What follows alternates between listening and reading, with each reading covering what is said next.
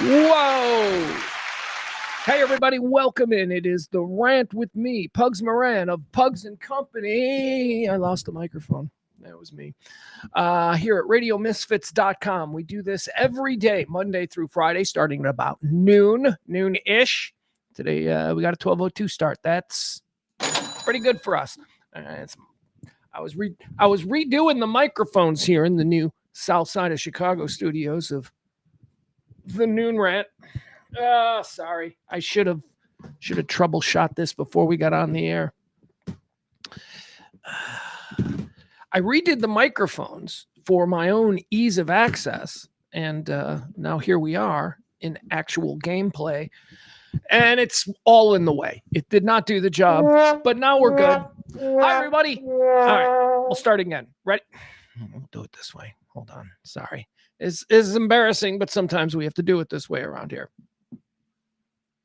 All right, everybody, welcome in. It is the Rant. I am Pugs Moran here at Pugs and Company, a proud member of the Radio Misfits gang, RadioMisfits.com. Find all and every type of podcast content, whatever it is you're interested in. They've got something over there at RadioMisfits.com.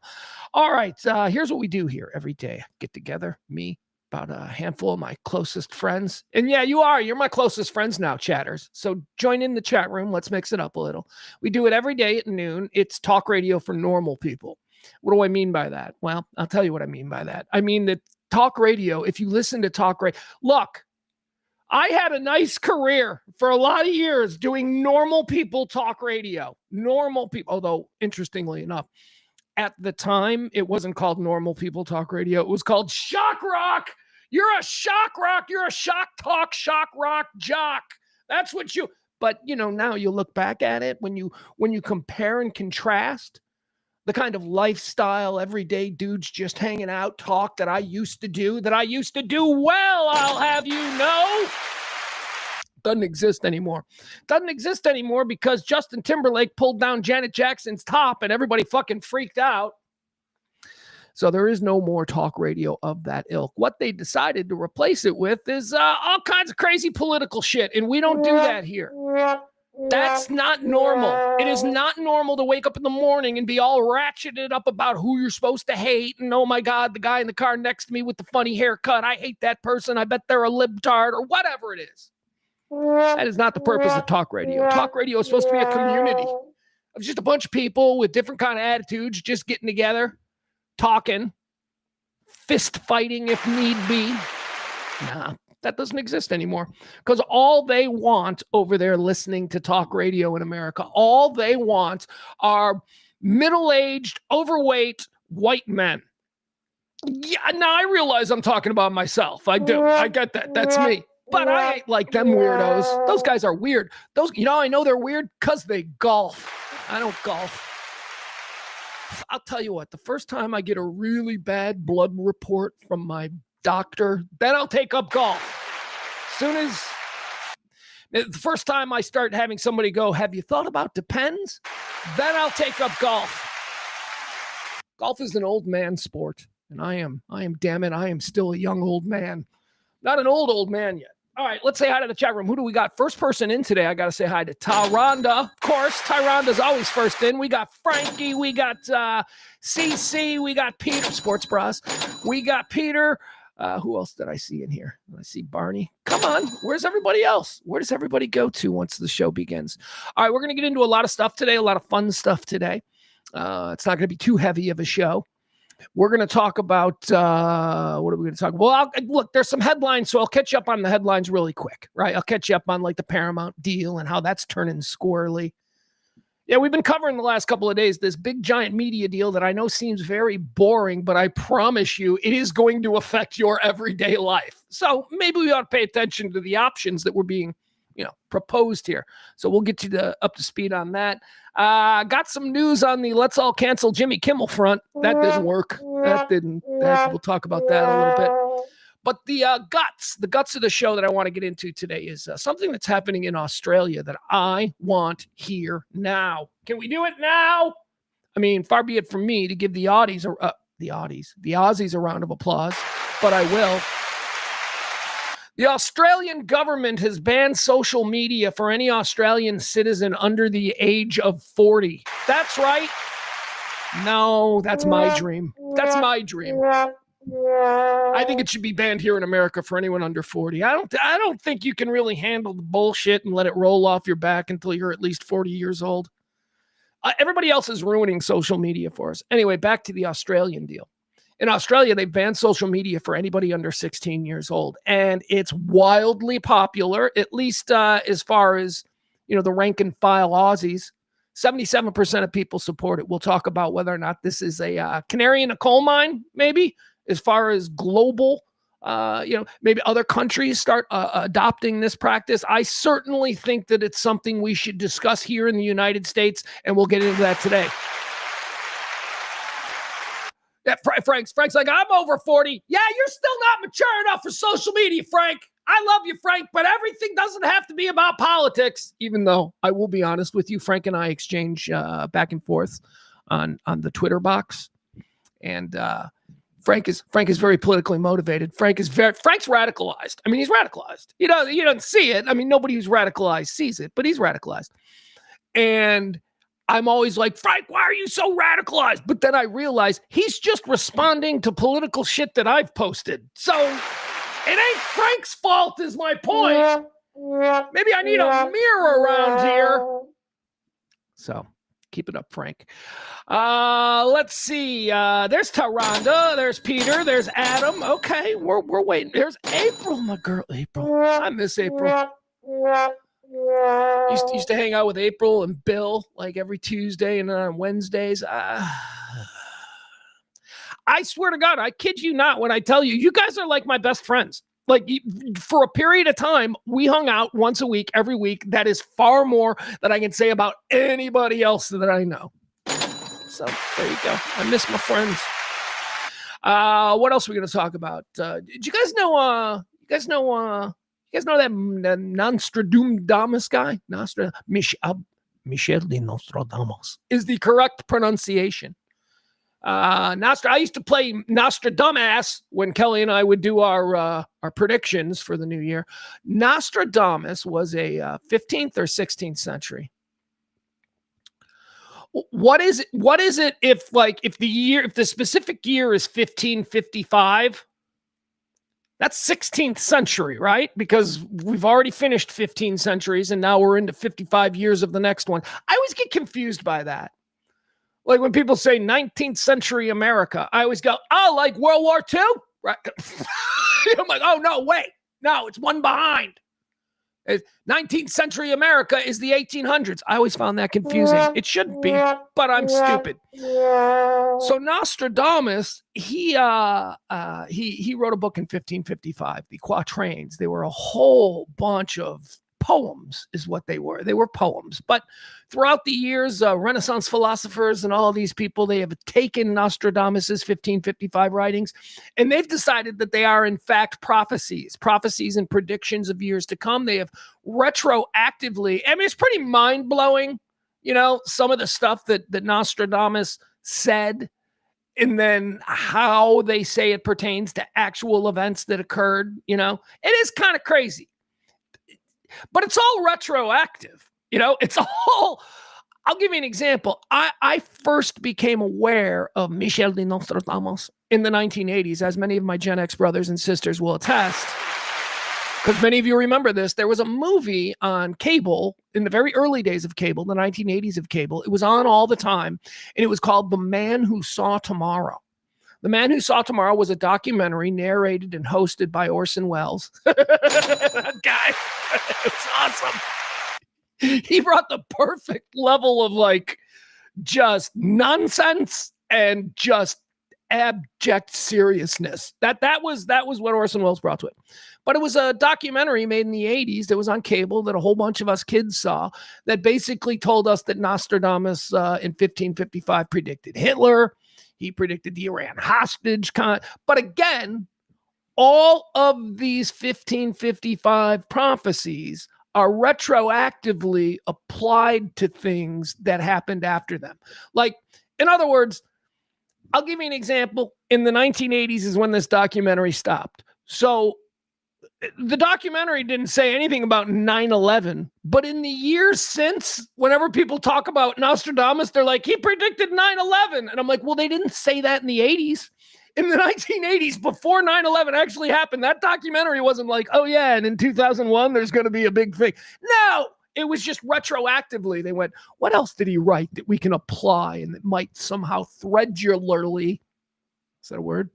I think I just invented a word, threadularly. You guys know what it means. I invented a word. You guys totally knew what it meant. Anyway, there's nothing that you take a look at the prophecies from 1555 and then you look at history and then you try and threadularly attach that prophecy to something that happened. Okay, so it's all retroactive. It's all fun. The guy himself is like, I'm just writing poems. And it was people like hundreds of years later who went, these aren't poems, these are prophecies. The mind-blowing one was the Hitler deal. So apparently in 1555, he wrote about a dude that was going to rise from, it wasn't even Germany then. It was like the Prussian Republic, or I don't even know what it was, but it wasn't the Germanic, I guess they probably called it that. But that was the scary one. Nostradamus in 1555 said in a poem that this dude was going to rise from Germany, going to throw the whole world into a war. And Nostradamus put his name in there. Nostradamus said his name was Histler. Histler in 1550. So that's the freaky one, right? One letter off. It's okay. You got to afford for translation and different times and all that stuff. So anyway, 1555, he said that there would be a dude from Germany named Hitler who would start a world war. And I think it's that one after Hitler actually became a thing. I think that's where some French, philosopher students were getting high around 1960 or something. And they're like, oh, check this out. He was talking about Hitler. I think that's how it started. So do I put any real onus on what it is that Nostradamus does? No, but I do think it's fun. So we'll get into that. He's got things to say about 2026. Let's get into it. By the way, in this article that talks about the stuff that Nostradamus predicts for 2026, it says he also predicted COVID. I'm like, that's another one they didn't cover in the 80s. I'm like, they never said anything about a disease in 2009, a fake disease. All right, so we'll get into Nostradamus. What else? What else do I have that I want to get into today? Let's see. So we should probably talk about the other F word. I've been teasing this for 2 days. It's an interesting article that I wrote about the ban on the F word. No, I'm not talking about the FU word. I'm talking about the FA word. The FAG word. I'm talking about fag. Okay, fag. The word fag is apparently on the cum-cum. That's what he said. So yeah, we're going to talk about that. Whether or not we can say fag again. Is fag like the N-word? That's the debate. That's what we'll get into. Is the F word like the N word? And should the F word face similar sort of censorship? We'll see. We'll get into that. Also, some videos. We'll watch some videos. I got a crazy something happened apparently last night on Monday Night Football that has never happened in the long storied history of the National Football League. So we'll talk about that. Also, I got a video I want to play of you guys. I think I've played it before. I feel like I've seen this video before, but it doesn't matter because it made me laugh again a second time. So we'll get into it. Maybe it's an oldie but a goodie viral video that's going around, but we'll talk about it's the woman who gets farted on. You guys remember that? Did I play that on the show? Did we already go over this? It doesn't matter because I want to talk about it again. I feel like I got fresh thoughts on that. So whatever. We got a bunch of stuff we're going to do today. Hey, Billy Falk hanging out in the chat room. He says, how the hell are you on this random Tuesday? I'm doing okay. Struggling, but doing okay. Loving the get together here that we do every day at noon, Monday through Friday, talk radio for normal people. I love that. But other than that, if I'm being honest, I like to be honest about my mental health and where I am. Not great, but you people put a smile and a spring in my step. So you people put a smile on my face, even if it's forced, and a spring in my step every day at noon. Maddie, is that Maddie Catania back for a second day? See, this is how we grow. We get not only that, but we get quality people. Like Maddie's a quality listener. Like she's gonna add shit. She's a stand-up comic. She's very funny. Good to see you again, Maddie. April's just like, thanks. Oh, I just bared my soul to April. She's like, thanks. Nah, you're welcome, baby. Peter says we'd be loving it as well. Okay, great. Tell a friend, because again, we need to grow this every day. Oh, by the way, I'm very excited. This is I'll be telling you more about this in a couple of days. I told you I'm going to start doing some nighttime stuff. I'm going to start doing some nighttime shows here. I just got to figure out where I'm sleeping, right? So we'll get to that. But I want to start doing some nighttime shows because, quite honestly, I need to start cranking out content. I need content. I need to be able to monetize it. I need to be able to do things because it is a rough sledding go these past couple of weeks making this move. So I want to start doing night things. I want to maybe rope in James. I don't know. James Parker at BAP. You know, he's over there at BAP 2 to 5 every day in the afternoon. You ought to listen because he's great. And he doesn't tell me anything about this. Like he refuses to look. I've worked in major market radio since 1992. Okay. I dealt with a lot of people. I've worked for a lot of companies. And every time I get on him, every time I'm like I want to play manager for him. Like, this is what you got to do. He's like, no, they take good care of me. So he seems to be happy over there. He seems to be, I'm not happy for him. I think that he needs to be out. I think he needs to be in bars. He needs to be doing appearances, and they need to allow James Parker, in my opinion, to do the James Parker show. He's an entertaining son of a bitch. Anyway, I don't think he was allowed to do anything with me for a long time because what am I like? Toxic? I don't know. I feel like I am. In Dallas, I definitely feel like I'm toxic, and I don't know what the fuck happened. I thought I was friendly with everybody. I don't know what's going on. Anyway. But James and I were doing Pugs and Parker at night for a while, and then we had to stop. But I think I want to try and do that again, and I think he might be open to it. So let's be looking forward to that. Now, in the meantime, Thursday night, one of the reasons that I wanted to move the show from Dallas to Chicago, which we did just in the last couple of weeks, one of the reasons that I wanted to move the show was because although I love Dallas and Dallas is my home, and if I had my druthers, that is where I would live. I mean, you can't beat being 20 minutes away from your 16-year-old, right? So that's the goal. And the goal is to get back and all of that stuff. But just as far as a media market goes, Dallas is flat. Dallas is dead. There is absolutely no one in Dallas who can make any decision on anything. Every single radio station in Dallas is entirely run by out-of-market programmers. I don't care if you're talking about any of the Clear Channel stations. Those are all run from Atlanta. If you want to do something at the Dallas level and you walk into a program director's office in a Dallas Clear Channel, or a Dallas iHeart company, and they'll say, that's a great idea. I'd love to do it. And then the next day they'll be like, hey, about that idea, Atlanta said no. Or wait. Is Atlanta Cumulus? I think Atlanta is Cumulus. That's like over there on the ticket side of things. Where's Clear Channel? I don't know, probably LA. iHeart's in LA, I think. I don't know. Anyway, and as far as independent content creation, Dallas has some of the best independent content creators that I have ever seen. I mean, the shit that they are doing on Cirque du Soleil, that is unbelievable. The stuff that, Ben and Skin are doing on their own, independent of their iHeart deal over there on the Eagle. Incredible. Who else do we got there, man? There are so many. The sports bras, what the sports bras are doing. There is a great independent scene that is burbling up and being performed at the highest level there in Dallas-Fort Worth. The problem is that nobody sees the future. Everybody seems to think that it's all about me and my independent thing and owning everything wholly.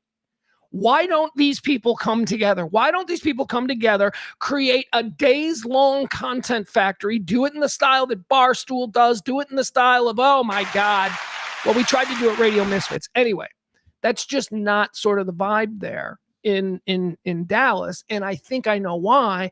I think it's because there's nobody at the next level to take notice of what you're doing and elevate you to an even larger platform. I think that's it. Like if somebody in big time major American with access to big sponsors and all that stuff, if somebody in Dallas noticed something like Cirque du Soleil and how they're like the best talk show in America right now. They really are, in my opinion. That is the level of quality that they're doing. But even if some big shooter in Dallas decided that he wanted to, take them and put them on a bigger platform and get them all kinds of huge advertisers, he wouldn't be able to do it. He wouldn't be able to do it. He would have to sell what he likes about this independently created Dallas show. He would have to sell that to some fucking LA, New York, Chicago, or fucking Atlanta. That's it. That's where all these decisions are made. So that's one of the reasons why I wanted to come back here, because there is a really cool, not the least of which is our own little platform, Radio Misfits, that started 15 years ago. Yeah, that's how long Radio Misfits has been chucking along. But it just feels like there's more of an opportunity to sort of, try and get to the next level. I'm still doing the same show. We're not changing anything. It's just the location. It's about the quality of meetings that I'm able to take at 4:00 when I'm done here. Does that make sense? I hope so. All right. But I will be back. I shall return. I'm like Marco Polo out here in the media universe, just trying to shake trees. Point is this. On Thursday, I have been invited to be a part of a local Chicago independent content podcast live stream show that, guys, I got to tell you, I have been in awe of for years. The way these guys have put together their little niche, it's unbelievable. So we're going to talk more about that later in the week, because I want you all to join me on Thursday night starting at 7 for the 108 Festivus celebration. That's right. These boys, they call themselves the 108s. The 108, live from the 108 is the show. I need you to go over to YouTube right now, and I need you to like the 108 or live from the 108.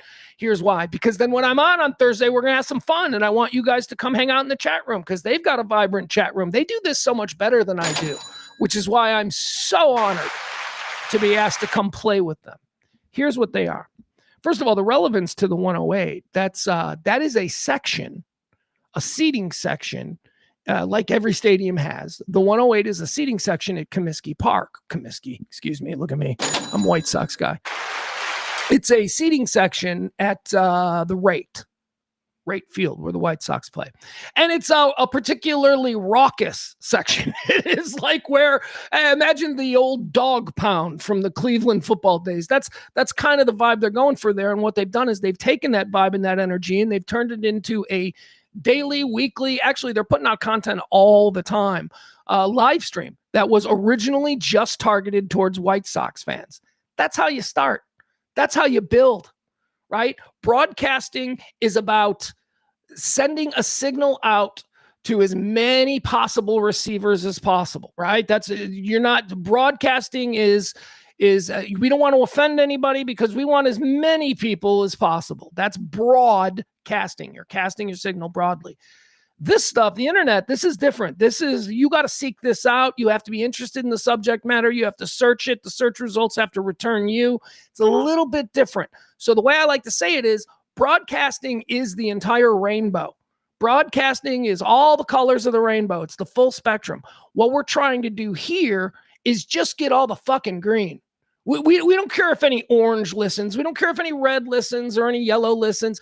We don't need a little bit of every color. If we can get all of one color, and that's sort of the difference as far as when you're trying to market what you're creating here independently in the digital content age. They did it brilliantly.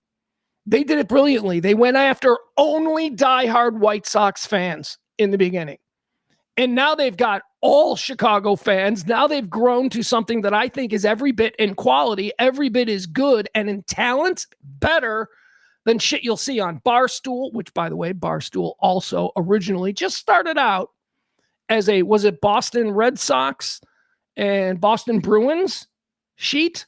newsletter. That's what Barstool began as, hyper-focused on only fans of the Boston Red Sox. And now look at it. So those are the kinds of things that excite me. So I'm really honored to be going and hanging out with them for their yearly Festivus broadcast, look at me, stream.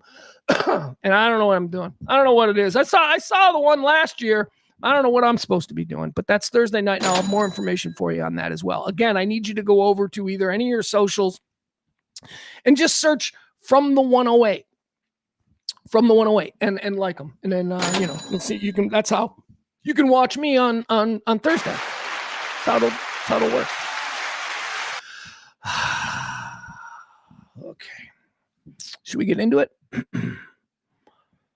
Adam, what are you talking about? Adam's like, Mike used to live in my condo complex. Who's Mike? I don't know. Did I miss something? Do I need to go back? Hold on. Now I see something that means that I need to go back. Maddie says, Pugs, are you seeing this? Well, I'm seeing this, but I have to imagine there was something that came before it that you want me to, oh, I get it. Maddie's like, calling. I don't know how to, I don't really have that ability, but Maddie, I'd have you on. I'll have all of you on. That's something that I would like to do for the chat room, especially since, you guys have been with me for 4 years every single day. You guys should all have my phone number and be able to call into the show. I would love to start taking calls. That is actually a great idea. Oh, I see what Adam is talking about now. Adam says that he used to live in Mike Soroy. It's Mike Soroy of Cirque du Soroy used to live in Adam's apartment complex. I have only met Mike Soroy once or twice, and it was, hey, Mike, this is Pugs is Mike. Hey man, how are you? And it was always in like radio situations. Adam says he's a nice dude. He probably is. Like I said, I don't know him. I know that he comes across as a really nice, like he's great. He is so good, man.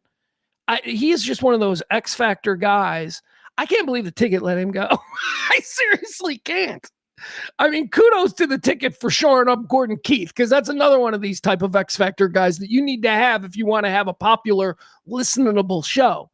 Nothing against the morning show at the ticket, but seriously, if you take Gordon Keith out of that, I mean, the magic is the three of them, not the two of them, or not when, George is on vacation or whatever. No, the magic is the three of them, and he's the X Factor, Gordon.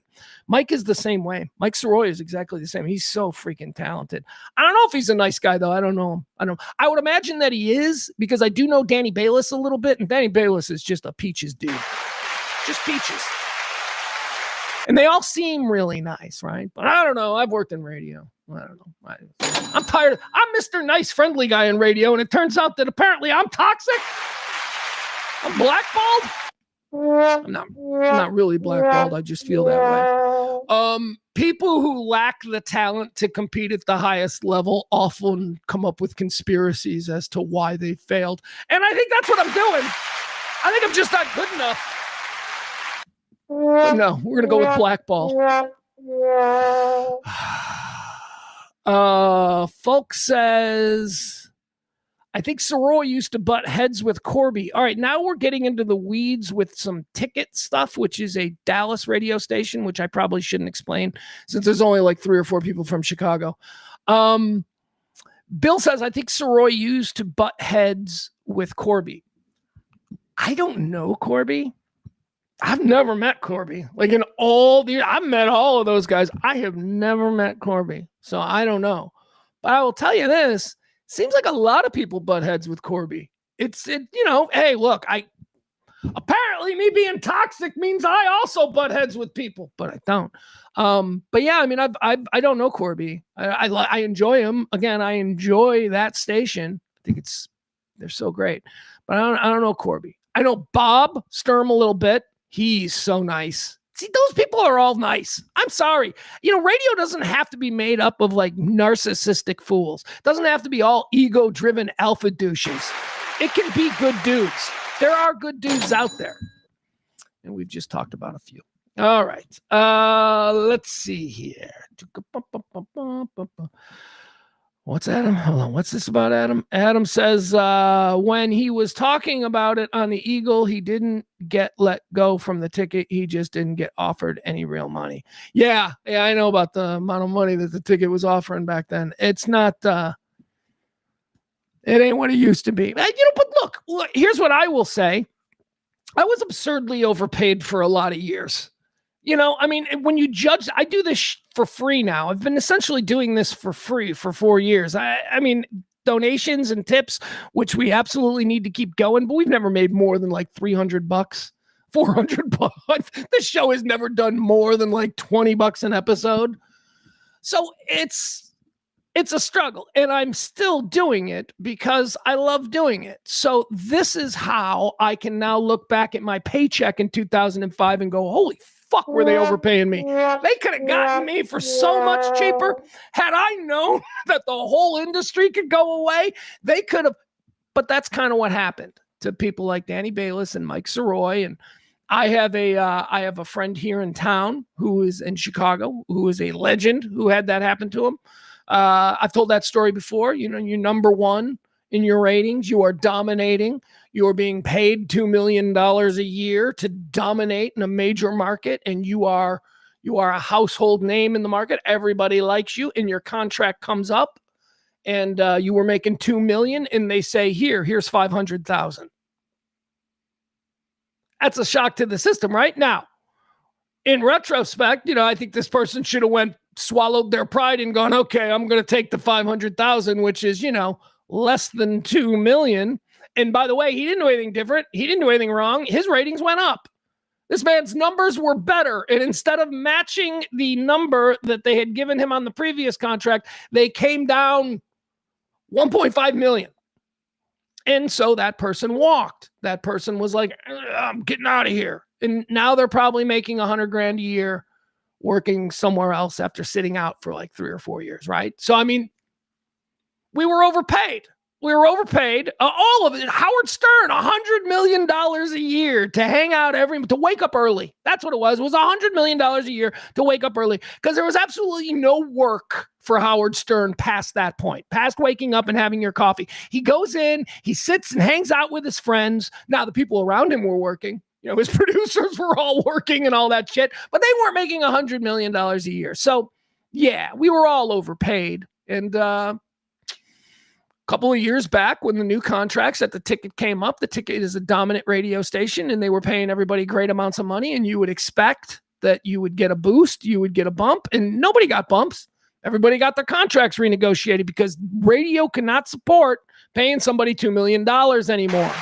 They can't. It's just the entire industry has shrunk. So anyway, we were overpaid. we weren't overpaid by the argument of it's what the market will bear, right? By that capitalist sort of attitude. But the reality, we were overpaid. We were totally overpaid. We would have done it for so much less, right? But I'm glad that I at least got a taste of the overpaid era because there is no money in radio now. There's no money. Compared to the other medias, TV and music and all that, there was never money in radio anyway. But, compared to a guy who wakes up and, has to report to a job site or, somebody who goes to work in an office every day. Yeah, radio was overpaid. Radio was making way too much, but not anymore because nobody listens to the radio anymore. So we do this. All right. Adam says, this is fun. We're just hanging out with the chat room right now. Adam says, when he was talking about it on the Eagle, he didn't get let go from the ticket. He just didn't get offered real money. We already talked about that. Sorry, that was my fault. Maddie says, wow, I've been gone from Dallas a long time and these guys' names are still relevant. That's wild. Relevant? I don't know. There's still names that people know. All right, let's get started. Here we go. We'll get into the show. Let's talk about what's happening here in the world. Let's see. Big stories. What's out of the box here? We got any earthquakes or anything like that? No, I don't think so. Okay, let's talk about the Paramount deal because it's getting gross. We've been covering this for the last couple of days, and I know you think, Pugs, this is boring business stuff. How does this? No, this will affect you. However this shakes up, you may not even notice it. It'll be a year from now, but you will notice a difference in the way you do things now. I think, to me personally, my downtime, my relaxing time, my sitting on the couch watching the TV show I love or a movie that I've never seen before, that's important to me. And if it's important to you, then this story is going to resonate in your life somehow. So here's the deal. We've told you about it. You've got the Oracle people, Larry Ellison. He's got all kinds of money. He's got a little half-wit son that he decided to give Hollywood to. Hey, kid, want to run Hollywood? So the kid's like, okay, daddy. And he named his company Skydance. Skydance began producing big budget movies because, of course, they've got Oracle money. So they became a player in Hollywood rather quickly. Skydance then decided to start gobbling up other things. So the first thing that Skydance, Larry Ellison, and the Oracle money gobbled up was Paramount, a great American company. Paramount. And people were like, ooh, look at this. Skydance, Larry Ellison, the Ellison money is starting to really make some moves. Not only are they producing films as film producers for Skydance, but now they're getting into the studio game. Oh, Paramount makes movies. Paramount has studios and lots and all kinds of things, not to mention Yellowstone and all kinds of TV shows that people seem to enjoy. Taylor Sheridan is what Paramount has. So, so Skydance got into that, and they were like, wow, look at them go, look at them go.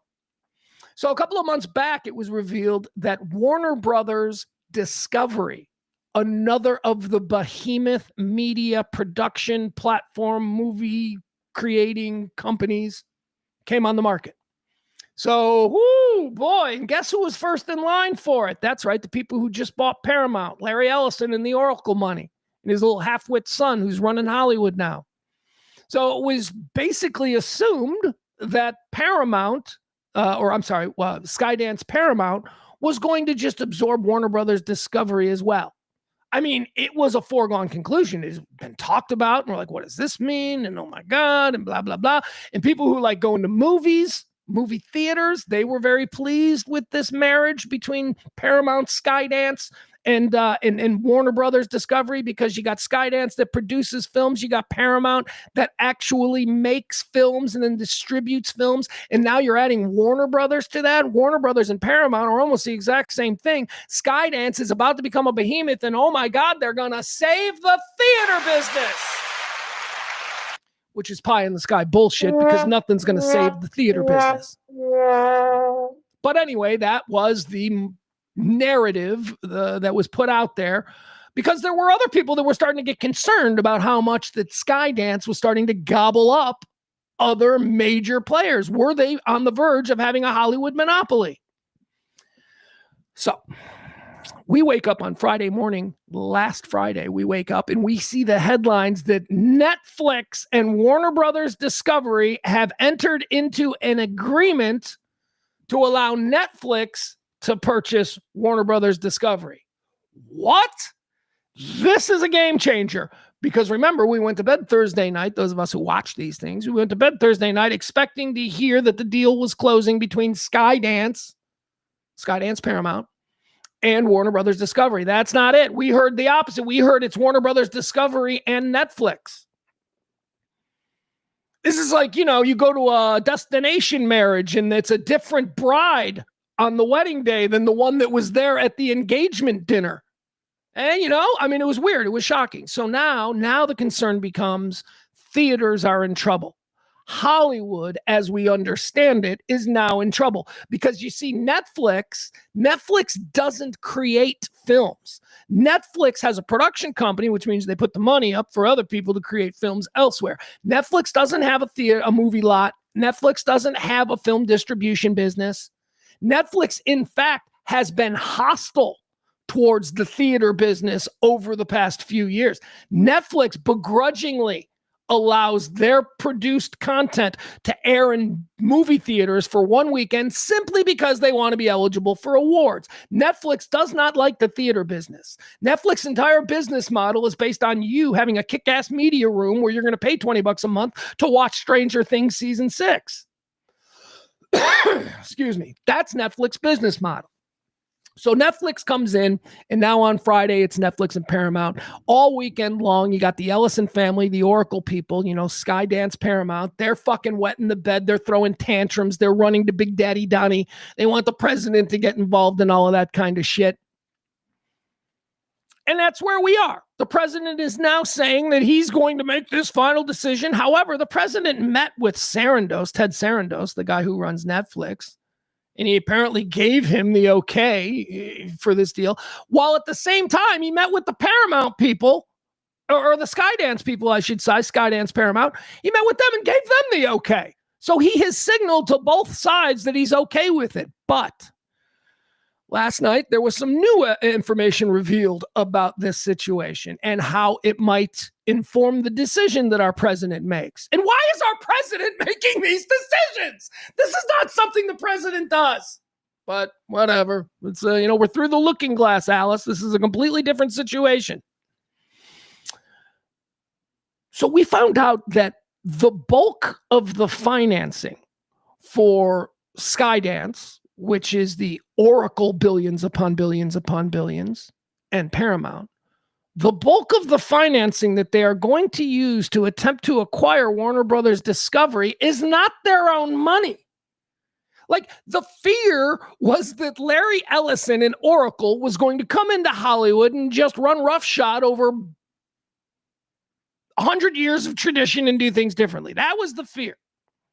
And the fear was that they were going to use their own money because they've got a bottomless pit of Oracle money that they can throw. They can destroy any competition that comes at them. That's how big and powerful they are, or at least that's the fear.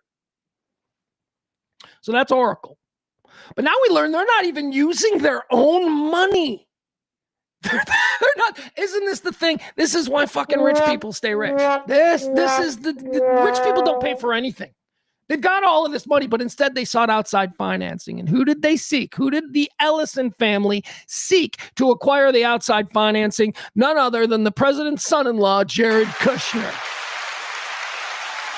So the money that is being used for the Paramount Skydance acquisition, or in theory, the acquisition of Warner Brothers Discovery, the money being used isn't coming from the Ellison fortune at all. It's coming through a finance scheme, and that's the best that I can call it, created by Jared Kushner. Now, where is Jared Kushner getting the money? Because as we all know, these fucks don't spend any of their own money on anything. So where is the money coming to finance the merger between Paramount Skydance and Warner Brothers Discovery? Well, of course, the Saudis. That's where it's coming. That's right.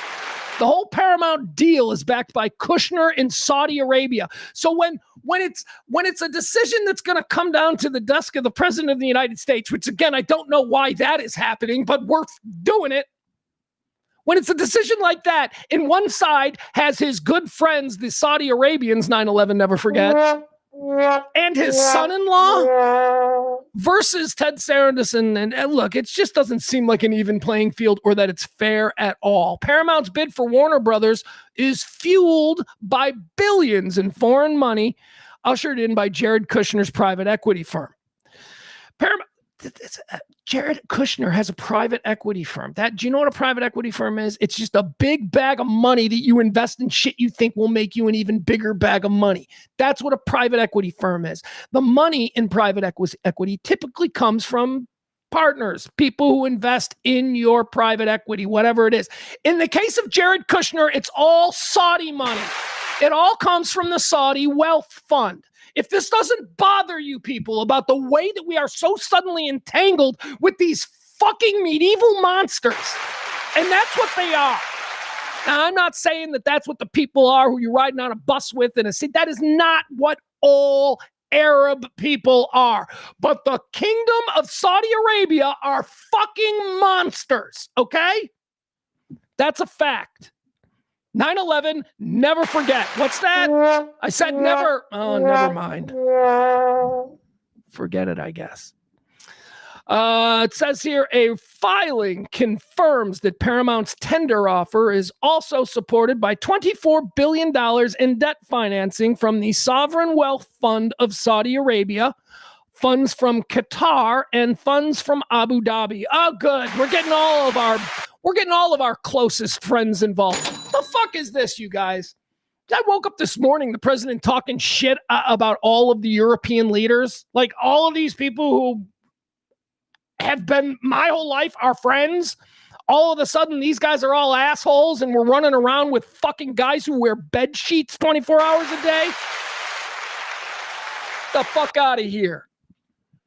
Anyway, that's what's going on with the Paramount deal. It turns out that the Skydance Paramount money is all foreign, Middle Eastern, corrupt dictator money, and Ted Sarandos and Netflix, they're going to get screwed. They're going to get screwed.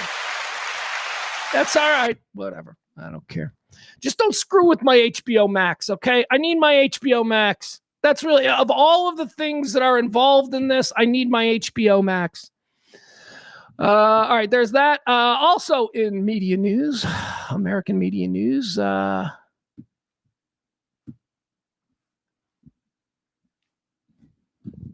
thought you guys took care of Jimmy Kimmel. What? Hey, MAGA. I thought you guys took care of Jimmy Kimmel. I thought he was gone. Did you guys do an end zone dance when ABC decided that they would just placate the stupids for 72 hours and let y'all think that they would accomplish something? Nah, Jimmy Kimmel just signed a big extension with ABC. He ain't going anywhere. Jimmy Kimmel inks contract extension with ABC amid Trump push for his ouster. Is the mouse going to war with the White House? I say the mouse, Disney, because Disney owns ABC. Disney owns ABC. Disney is in charge of whether or not Jimmy Kimmel is a representative of their brand. President absolutely hates Jimmy Kimmel. Jimmy Kimmel does nothing every night now except just lay into the president harder than he ever has before. And let me tell you, folks, it makes me proud to be an American. Truth to power is a right that cannot be infringed upon. The ability for me, a nothing, to be able to look at the president of the United States and say, fuck you. That needs to be saved. We need to make sure that the ability for us, nothings, peasants, pawns, to be able to speak truth to power needs to be maintained. And ABC and Disney inking an extension with Jimmy Kimmel. Thank you. Thank you. Because the fear is that every one of these media companies is just going to drop to their knees to whatever dictator rises next. And that's not to say that we've got a dictator. We've got a duly elected president. He's not a dictator. We elected him. But it is nice to see with the ebb and flow of elections how things come and go. Attitudes, ideologies, parties, if you will, they come and go. Different guy every few years sitting there in the White House. It is nice to see that at least Disney is like, yeah, no, you got to be able to make fun of the president. If you can't make fun of the president, then this isn't America. Jimmy Kimmel gets a new deal with ABC. So now I will continue to not watch Jimmy Kimmel every night for the next couple of years. So very good. What else? What else are we going to talk about here? Okay, so yeah, we'll start with this. So there's a study that was released this morning, and it goes hand in hand with another issue that we're going to talk about here. We're going to talk about the Australian ban of social media for kids under 16. Okay? That's, I believe it goes into effect today. I think it's today. I think it was passed last year and it goes into effect today. Maybe not. I don't know. Look, I read the article very quickly because I only needed the bullet points because I've got some real solid takes on kids and social media, what with me having a 16-year-old. So on the heels of that, the Australia story, which we'll talk about, there was a study released this morning, and this also made pretty big news. It is a social media and kids study. Here's what it is. It's a barrage of AI-generated brain rot is haunting children across numerous screens, from personal smartphones to school-issued laptops. Social media is adding significantly to that cacophony, making it harder than ever for kids to concentrate. Now, new research from the, here you go. Are you ready for a college you've never heard of because they never make the tournament? That, you know, at fringe colleges, the only way that if you live on the other part of the country, the only way we ever hear of like fringe colleges is in the NCAA tournament when like somebody makes it in and you're like, I have never heard of Bohannon State. Where is Bohannon State? You know how that happens. All right. So here we go. This study was done by, are you ready for this? Karolinska Institute. Yeah, they don't have a good basketball team, probably because they're in Sweden, but they've got a good luge team there at Karolinska Institute in Sweden. Don't even know if it's a good school. Anyway, the study was done by Karolinska Institute in Sweden and the Oregon Health and Science University. Oregon Health and Science University has also never made the tournament. Don't know who they are. Who are they? The Beakers? Wouldn't that be a great mascot for the Oregon Health and Science University? The Boylan Beakers. That's what the Boylan Beakers. Let's do that. And then, of course, Beaker from the Muppet Show. It would be Beaker from the Muppet Show. Thank you. Big giant sausage race with Beaker from the Muppet Show. Anyway, that's who did the study. Karolinska Institute in Sweden and the Oregon Health and Science University. They found that a significant link between screen time and diagnoses of attention deficit disorder, and this suggests that exposing young brains to social media could have a major mental health implication. I'm going to continue to read, and then I'll tell you what I think. As detailed in a new paper published in the Journal of Pediatrics, Good magazine. I got to renew my subscription. Every Christmas, I get my subscription renewed for the Journal of Pediatrics. Journal of Pediatrics says children aged, so they followed 8,324, good number, children aged 9 to 10 years old in the United States for 4 years. Wait a second. How do you do that? Hold on. My dumb brain is starting to melt down. Dumb brain is confused. How do you follow 9 and 10-year-olds for 4 years? It's got to be different groups of 9 and 10-year-olds, right? It can't be the same 9 and 10-year-olds because they're not 9 and 10 for 4 years. So it's got to be, okay, we're going to go with that. We're going to go with it. The individual isn't important. The age is. So they stay not. Okay, that's what we're going to do. So they followed 8,324 children aged 9 to 10 for 4 years. These are kids in America. The children reported how much time they spent on social media, watching TV, or playing video games. Their parents also assessed their ability to pay attention and any signs of hyperactivity. Boy, I got to tell you, if that's what that's my kid's entire day. That is my kid's entire day. So, well, I mean, I guess I don't specifically know that he's on social media because he's on bad social. My 16-year-old is on bad social media, like the social media that 16-year-olds want to be able to do bad 16-year-old stuff on, which means he's not on Facebook, means he's not on Twitter, he's not on any of the old people's social media. Facebook is, here's what teenagers all have Facebook pages. I've had this explained to me by my own kid. My kid has a Facebook page.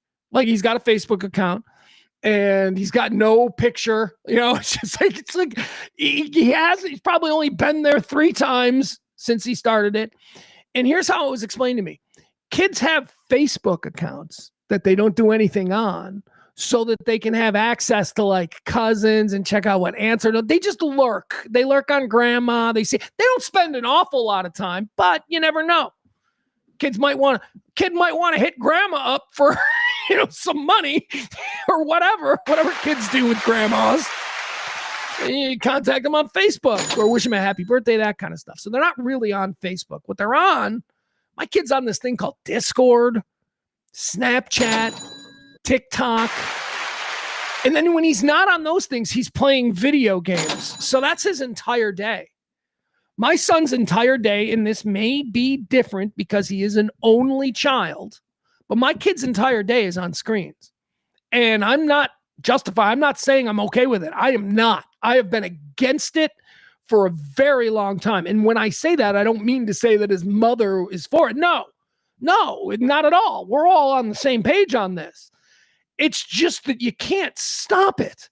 How do you stop? We give our kids a phone at 10, 11, 12. I don't know how old you were when your kid got a phone, but we give our kids a phone in the beginning for ourselves. We are giving the kid the phone because if he didn't have the phone, we are worrying about where the kid is. Can I get in touch with the kid? Where is the kid? Right? That's why we give our little kids a phone, right? But then what happens is that phone has all kinds of shit in it that is just not great for our kids. These social media apps and all those kinds of things. So anyway, they found out that 8,324 children aged 9 to 10 in the United States were followed for 4 years. The children reported how much time they spent on social media, watching TV, or playing video games. Their parents also assessed their children's ability to pay attention and any signs of hyperactivity. Are they saying that hyperactivity occurs because they sit still so long that they just kind of, just by natural, you got to burn this stuff off? There was a clear link in this study between social media use and attention deficit disorder, raising the possibility that the constant sensory assault by online services like TikTok and Snapchat, oh, there you go, two that my kid uses,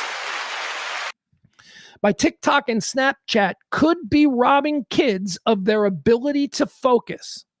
That is in contrast to TV or video game use, which showed no clear association with symptoms of ADHD. Okay, so here's what the study found.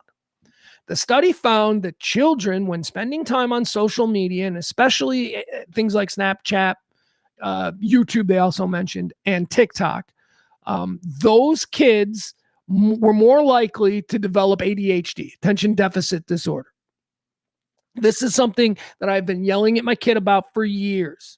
My 16-year-old son, who is a straight A student, I mean, if we're going to just go through the boxes and start checking the boxes on whether or not he's a good kid or a bad kid, he is in the good column on everything, right? Captain of the football team, straight A student, funny, seemingly popular, doesn't get in trouble, right? The police have never been to the house, right? So all of these things are good. But my kid can't watch a movie. My kid can't get into a plot. My kid can't, the idea of my kid binge watching an entire series. Like, I remember we tried to watch The Sopranos because I know my kid would love The Sopranos. And he enjoyed the first episode, and we started to watch the second episode, and he turned to me and he went, "How long does this go on for?" I'm like, dude, 6 seasons with 10 we got like 70 episodes left. What are you talking about? He's like, "Oh, I don't know if I can do that." I go, "What do you mean you don't know if you can do it?" And I know my kid's not special. I mean, obviously he's special to me, but I also know that he's not like stupid, right? Because we got the grades and we know where he is in his class ranking and all of that. And at least among his peers, he's outperforming them in most regards. But he can't fucking read a book. He can't watch. If the videos, we sometimes when we're laying around, when he refuses to watch what I want to watch, we will watch YouTube. Or I should say, he will watch YouTube and I will just sit there and watch what he's watching on YouTube. Or TikTok. TikTok is the other one. Scrolling TikTok. Dad, there's never nothing on. You can always scroll TikTok. So I sit there and I watch him scrolling TikTok, mirrored onto the big screen, because that's how we like to. He's scrolling TikTok. Everything is 3 seconds. Everything is 3 seconds, a burst of endorphins, and then swipe on to the next thing. And the next thing is 3 seconds, burst of endorphin, then on to the next thing. We were all raised with long form, okay? We were all raised to have like a tease of the endorphin burst. We were all raised to watch a story unfold, to understand a first act, a second act, and a third act. And then at the climax, at the end, then we get the burst, and then it's all worth it. Kids don't have that. Kids don't have that. Kids get the endorphin burst from being thrilled by something on TikTok every 3 seconds, and it's only a swipe away the next one. It is a hit of dopamine. Dopamine? Did I just call it dopamine? It is a hit of dopamine that is free and easily accessible. Now, the question that we're asking ourselves now, is that good? See, I remember in the 90s when ecstasy first popped up, they were like, you don't want to do ecstasy because you see what happens is your brain releases dopamine. And then in normal life, when you need a burst of dopamine, you don't have it because you did X at a rave. That's what they said. So I thought we were supposed to protect our dopamine bursts, right? I thought we were supposed to we only had an X amount of them. Ecstasy pills. We only had like an X amount of dopamine in there, and once it was gone, and then we'll never be happy again, and we'll all kill ourselves because that's when depression comes in. I thought that's what they told us in the 90s about why we shouldn't do ecstasy. Now everything is a dopamine hit.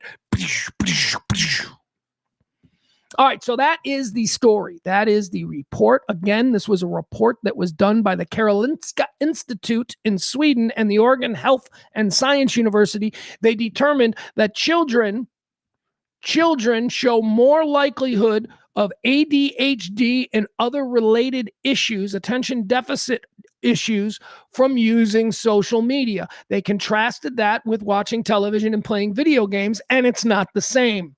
Video games and watching television does not do as much damage, according to this new study, that scrolling social media for hours and hours does. And it's not the old, you're going to go blind, you're going to get brain rot. It's not that argument. This is a scientific study that says, no, it's much more sinister than that. It's not going to do something to you all in one fell swoop. What it's going to do is create a human being who is incapable of following along. And again, it's not just my kid. It's not just your kid. It is every kid. That is the generation that we have created. And honestly, I think we're 2 generations in now. I think we got the Gen Zs and the Gen Alphas to worry about. They are the ones who have been raised on this kind of thing. So let's move to Australia. Today in Australia, there is a new, what are we calling it, a law? Actually, let me get this right. So I'll just read it to you the way it's presented here. Australia launches youth social media ban that it says will be the world's first domino. I thought that social media, I thought like years ago, because when my son was born, this is how stupid we were 16 years ago. When my son was born, I tried, like the first thing I did was like, I'm going to make him a Facebook page, like a baby Facebook page. I thought it would be funny. I thought it would be fun. I would post as him, as a new baby. But they wouldn't let me do it because they wouldn't, like, he wasn't 13. Like back then you had to be at least 13. And like I put age newborn, whatever it was. I don't know. It's a little fuzzy. But I do remember there used to be some kind of barricade that didn't allow children to be on social media. I don't know if that's still the same. I don't know. Australia says that more than 1 million social media accounts held by users under the age of 16 are set to be deactivated. In Australia, in a divisive world's first ban that is being closely watched elsewhere. It's interesting. This comes to us from NBC News. They chose to use the word divisive in the framing of this story. That was just the header. That was we aren't reading the story yet, but in the header that's supposed to give us an attitude going into the read, they chose to use the word divisive, like that. This is not going over well in Australia, which is contradicted almost immediately in the article where it says that 77% of people in Australia support this. So divisive? Oh, you mean Meta? You mean TikTok? You mean the tech billionaires? They're upset. Okay, good. But don't misframe it, NBC. Like the people are against this, because this is overwhelmingly popular in Australia, which is why Meta and Twitter and all these people are freaking the fuck out. Because if this honestly is, what do the people of Australia, are they representative of people of America? Are they? They're not totally different than us, right? If this was a West African country, we in America might look at them and go, wow, those people, they're doing their thing. No, these are Australians. They look like us. They go to convenience stores, right? They're like, like that's it. That's the thing. That's what I came up with. We all go to convenience stores. They don't got that in West Africa. No, but like these are people that are like us, like-minded. And if they are so overwhelmingly in favor of this, that's got to send a chill down the spine of the tech bros, the people who run the Facebook and all that, because they got to be looking at America going, this could be next. These people are not all that different from these people. People in Australia are not all that different than people in the UK. Does the UK go next? Then what, Canada? Then, what are we doing? So here's the story. Can children and teenagers be forced off social media en masse? Australia is about to find out. More than 1 million social media accounts held by users under the age of 16 are set to be deactivated in Australia on Wednesday. In what would be a first ever in the world ban that has inflamed a culture war and is being closely watched in the United States and elsewhere. Okay, let's get into this so-called culture war. Social media companies will have to take reasonable steps to ensure that under 16s in Australia cannot set up accounts and that existing accounts are deactivated or removed. Australian officials say the landmark ban, which lawmakers swiftly approved last year, is meant to protect children from addictive social media platforms that experts say can be disastrous for their mental health. Okay, so they voted this last year. And then the story before this was a study that was released today that backs up everything that they're saying that it is. Social media ruins kids' ability to pay attention, to follow along for anything more than like 3 minutes. I mean, I'll sit there, I'll watch YouTube with my kid, and I'll be like, oh, put on that video. I want to put that video on. And he'll turn to me and be like, it's 4.5 minutes. So what? I'll watch a video for 4.5 minutes. Oh, that's forever. Okay, dude. Okay, whatever. Let's see. With one law, we can protect Generation Alpha from being sucked into purgatory by predator algorithms described by the man who created the feature as behavioral cocaine. Communications Minister Annika Wells told the National Press Club in Canberra last week. I like that. She used behavioral cocaine. That's pretty good. While many parents and even their children have welcomed the ban, others are saying that it will hinder young people's ability to express themselves and connect with others, as well as access online support that is crucial for those from marginalized groups. Oh, shut the fuck! They're doing this. You can't take the internet away. You can't take TikTok away from a marginalized 15-year-old Aboriginal child who is, being sexually molested and only has one outlet to be able to get. Oh, shut up. Okay, when do we get to list all the problems on the other side? Such nonsense. With one law, we can protect Generation Alpha from being sucked into the purgatory of behavioral cocaine. Many parents and even children have welcomed the ban. Others are saying that it takes away support, crucial support for those from marginalized groups or those living in isolated parts of rural Australia. Then they don't have internet anyway. Well, what is that? You can't have both. You can't be in rural Australia and complain about bad Wi-Fi, which I'm sure they do. My God, I go under a tunnel in Chicago. I go on Wacker Drive in Chicago. I get no internet. So I'm thinking they don't have great internet in like the outback in the middle of nowhere. Yet in this particular instance, they're going to use it as those kids need to be on TikTok. Those little kangaroo kids, they need to be. With one law, we can protect Generation Alpha. While many parents and even their children have welcomed the ban, others say it will hinder young people's ability to express themselves and connect with others, as well as access online support that is critical for those from marginalized groups. Yeah, we really care about marginalized groups now. By the way, who's saying that? The super billionaires. That's the argument from, what's his name? The Mark, what was Somethingberg? What, I can't even think of his name. That's and Musk. That argument is coming from the billionaires who want our 15 and 14 and 13-year-olds' brains to be destroyed by these monsters. Supporters of the ban say that the rest of the world will soon follow, Australia has faced fierce resistance from social media companies. Of course they have. Here's a quote now. It says, "I've always referred to this as the first domino, which is why they pushed back so hard." Julia Inman Grant, who regulates online safety as Australia's e-safety commissioner, said. All right. Social media companies will be responsible for enforcing the ban, paying fines of up to $49.5 million for serious or repeated breaches. Children and parents will not be punished for infringements. All right, so you got a sneaky little kid. I got a sneaky kid. You got a sneaky 14-year-old who really wants his TikTok or whatever. He'll find a way to make one. And when he gets busted for being underage on TikTok, what they're saying here is this law. Don't worry, parents. We're not going to hold you responsible. We know how sneaky kids can be, which is good. That's a good thing to have in there. So you want to punish parents. You don't want to punish parents in the enforcement of something that is designed to make a parent's life easier. You don't want the penalty for it to be, let's punish the parent. That's so fucking stupid.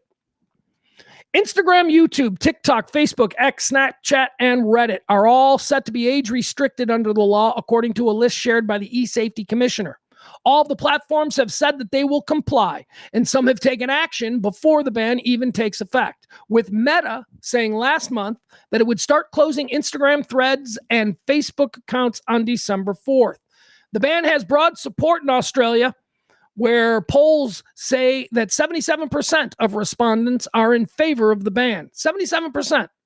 Supporters say it will encourage children to prioritize in-person interactions, boosting their social skills. Okay, let's talk about this. Let's talk about this as a problem and determine whether or not it is a real problem or if we're all just evolving. Here's the problem. I'll put it to you like this. I have a lot of friends who own bars. I have a lot of friends who own multiple bars. I got one friend who owns 15 bars. Oh, scratch that.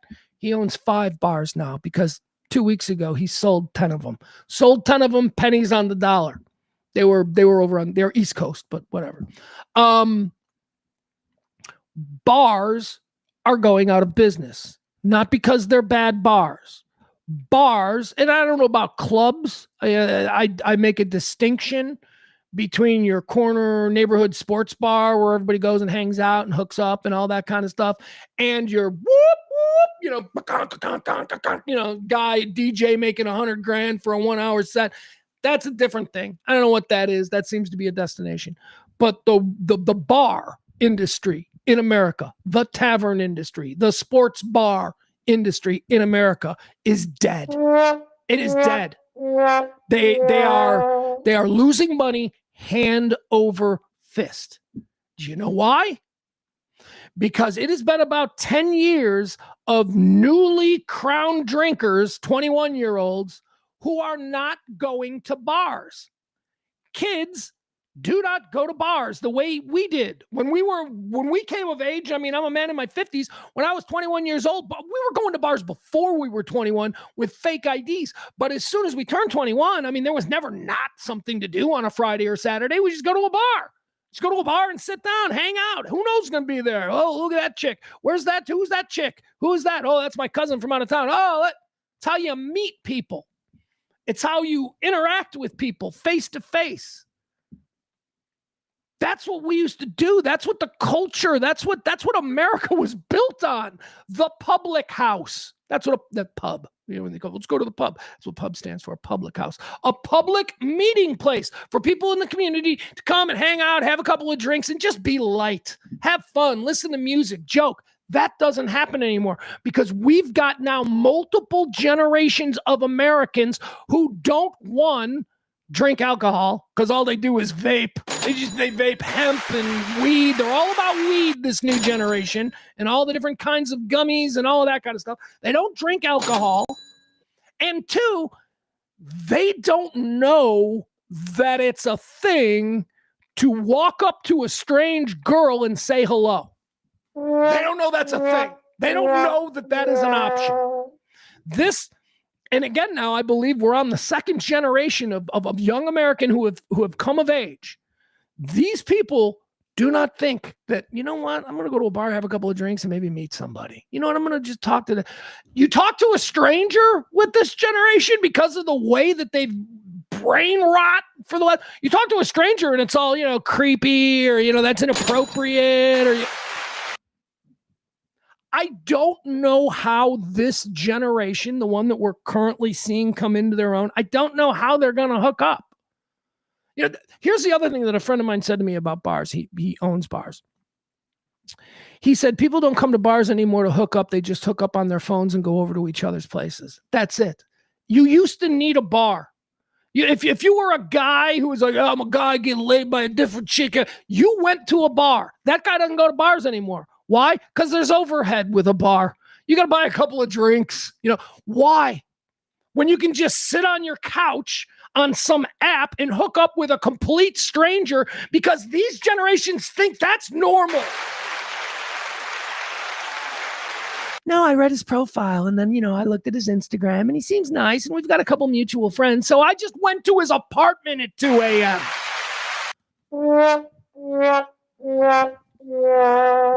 Now, that's my Gen X mind taking a look at the situation and, just kind of being angry at youngsters for not being like me. To my mind's eye, it seems broken. It seems like that's not how it should be. How are these kids going to learn to interact? How are these kids ever going to pair up? And how is the human race going to continue to populate itself if these fucking people are only interested in interacting via screens? But I do recognize that that's just me as an irrelevant 50-something-year-old man looking at the way the world is now and contrasting it to the way it was when I was in charge.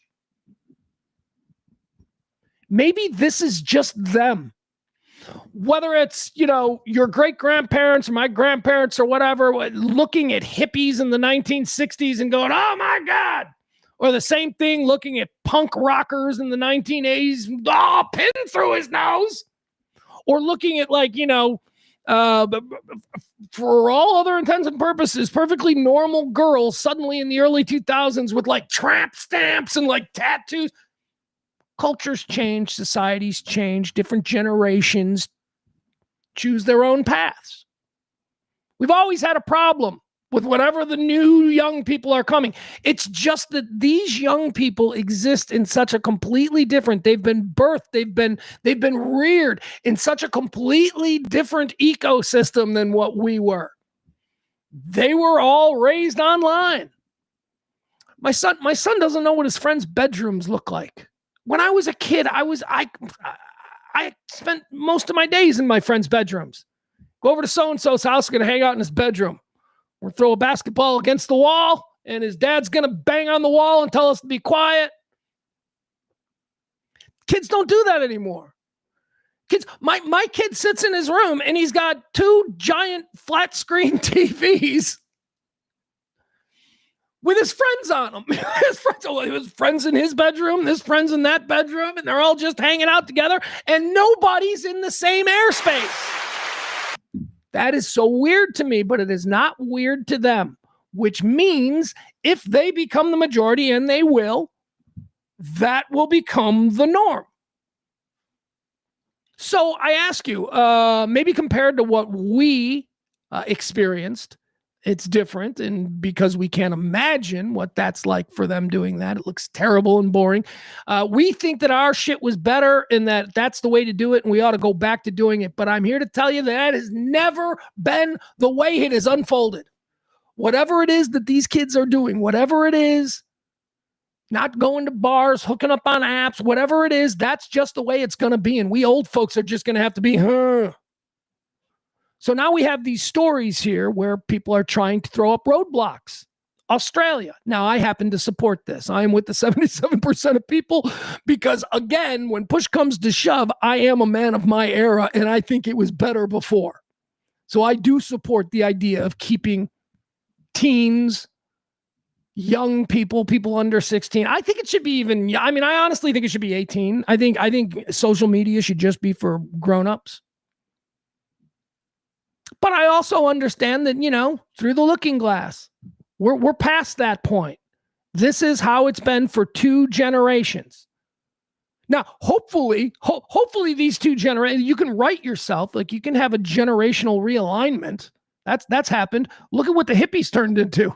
The hippies turned into the boomers that we have now, but they also turned into the greed-obsessed 80s people. So there is generational realignments, and maybe these past couple of generations who I believe have been broken this way will, when they get older, and by older I mean in their mid-20s, early 30s, they'll realize that was wrong, and then maybe they will force their kids to not be allowed to be online. So maybe that's it. Maybe this 2 generations, my kids, Gen Alpha and Gen Z, maybe they were just experimental generations and they're all broken and none of them can talk to a girl. I don't mean to put that on my kid. I think my kid's pretty charming and he's, he's a talker. So I don't know that he has that problem, but I certainly do imagine that a kid who only talks to girls via text or only talks to girls on, Snapchat or whatever, doesn't really have game in person. Yeah, it's a completely different thing. All right, there you go. Australia is banning social media for kids under 16. I'm all for it. I'm all for us taking that here in America. All right, I got to go to the bathroom, so we're going to have to take another one of these breaks. What time is it? It's 1:22, an hour and a half. Okay, let me go to the bathroom really quick. I will remind you that this show, halftime, I will remind you that this show exists on your tips and your gratuities, so please help the show out, man. Drop a little something. The move was very difficult, and we could use whatever kind of support you folks can possibly throw our way. I'm going to take a quick break. I'm going to go back. I got to go to the bathroom, and then I'll come right back. Okay? Okay. You guys are great.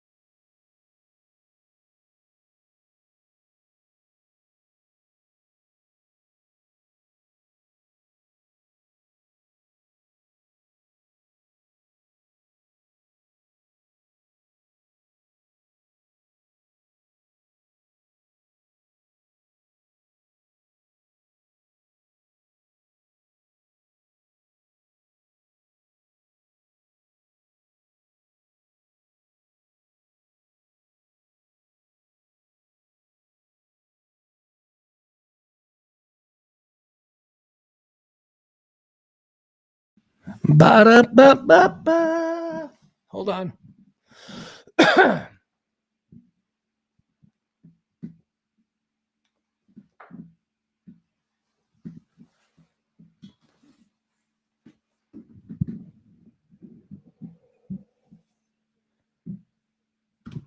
All right, there we go. Sorry about that. My mom is here. My mom stopped by. She just told me that she officially got herself a medical marijuana card, and we're all very excited for her. Of course, I told her, I said, why? Why? It's legal here. You can just walk in. She goes, because I get a discount. I'm like, there you go. There you go. That's a reason. All right. I want to talk. I want to get into the chat room a little bit here because that little rant I just went on about kids and social media and my personal feelings, and we all must consider that this is just what this new generation is, and it's not going to look right to us. It never has. There has never been a generation of human being who has stood up at like 50 years old and went, let me tell you something. These kids today, they're pretty fucking great. They are doing that has never happened. Okay. So we know that we always have criticisms and concerns for what is going to happen with the youth of today. And they're almost always okay. Except this is a bit of a different situation. This is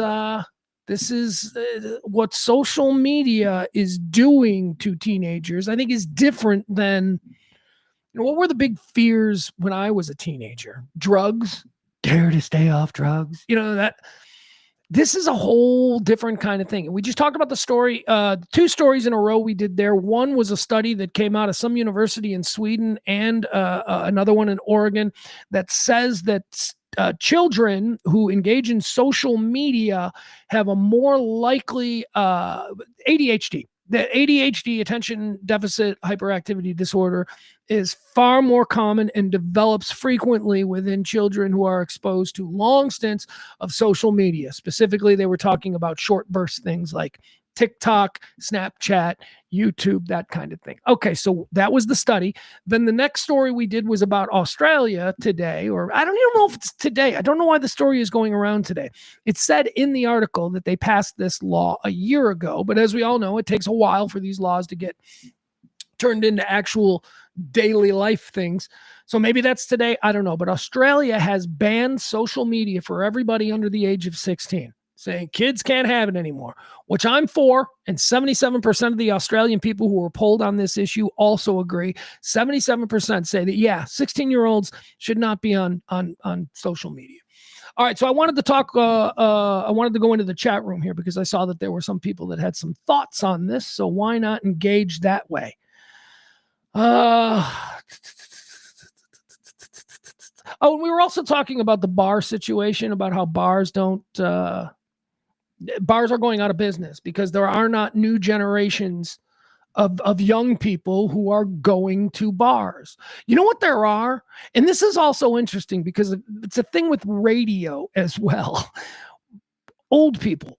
The bars that are doing well, the bars that are surviving are bars that are frequented by people over the age of 40. Like there is no such thing as a bar that is just booming with a 21 to 30-year-old demo. That's not happening. Those people are not going to bars. But older people still go to bars. So, maybe that's something. You want to just change your whole vibe of your bar from, whatever young people are into to something old people. I don't know what it is, but that is a thing that has happened. Older people are going to bars. And radio. I bring this sort of correlation to what radio is. Radio stations very rarely, I don't know that Dallas is a great example of this, but Chicago is to some extent. The only radio stations that will still make money are either classic rock or country music or angry man talk radio.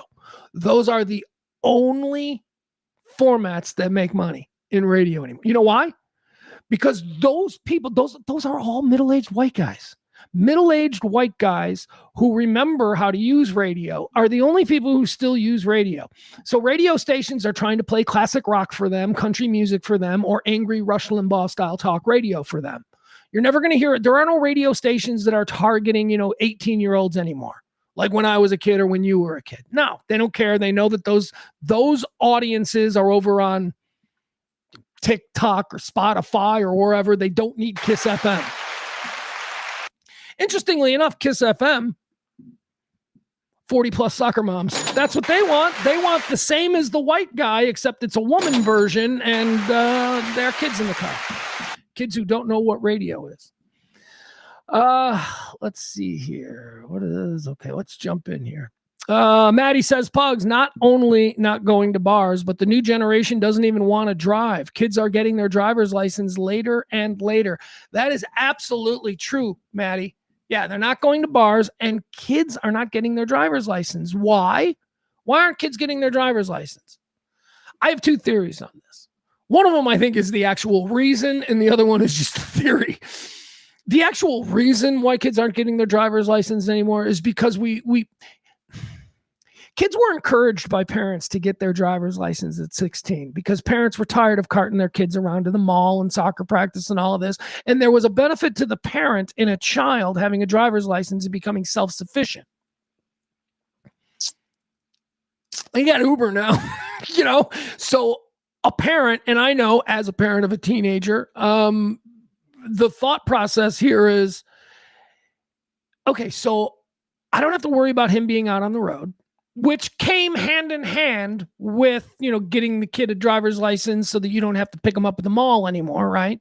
Yes, you were relieved of that burden of having to get up in the middle of the night and go pick up your kid from, their job at the ice cream shop that closes at 10 or whatever. You are relieved of that burden as a parent, but the new burden is, I'm worried about my kid out there on the road, right? So whatever.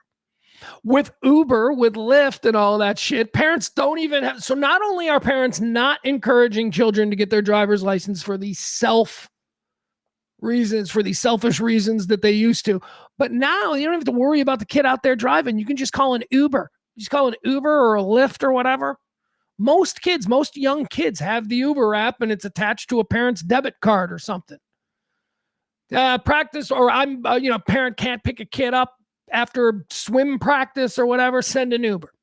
All right, so that is the real reason. I think that we have ride share and the ability to just get a ride real easy anywhere has sort of replaced the urgency that a kid wanted to get their freedom. Kids want a driver's license because it represented freedom. Parents wanted their kid to get a driver's license because it represented lack of a burden. But now we don't have to do that anymore. So I do think ride shares and that kind of technology has changed the way parents see a kid driving. I'll tell you, the one thing that I absolutely love is there is almost no situation anymore where a kid is going to go to a keg party and get a DUI or get into a car accident. Drinking and driving among teenagers, not a thing. They are all in Ubers. They go, first of all, if there is a keg party, which I highly doubt those exist anymore, but if there is a keg party, they would all get in an Uber. Lyft and Uber or whatever. We used to have the designated driver. Designated driver, that's bullshit. You're not supposed to be drinking. You're the designated driver. This is only my fourth beer. All right, cool. Party on, Garth. You're good. Let's see here. Adam Reyna says, I get it. Like I said, the phone ban here in Texas has been good for interaction per the 10 plus teachers I know. They say it's been great for them and for kids interacting with each other.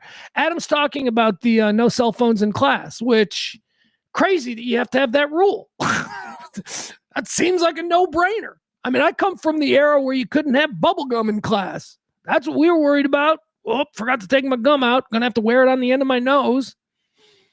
It would never dawn on me to have your phone on and like I would think, coming from the Gen X existence that I do, I would think that when you walk into class, you turn your phone off. That's just kind of like when you walk into a work meeting, you turn your phone off. But I come to learn most people don't do that. Most of you people don't realize how rude it is not to turn your phone off when having a meeting with somebody else, or at the very least, mute it or silence it, or at the very least, put it in your pocket and don't look at it. That's something that I hate in meetings. I hate when people start fidgeting with their phones in meetings. Anyway, Adam is talking about kids not being allowed to have phones in the classrooms. I'm sure it is an incredibly better situation for teachers. I mean, if you're actually trying to teach, and, again, as Adam says here, I think it's probably a good thing for the students as well, because now they got to talk to each other. Now boys have to have those scary conversations with girls. And all right, let's see here. What else do we have on this subject? Anything else?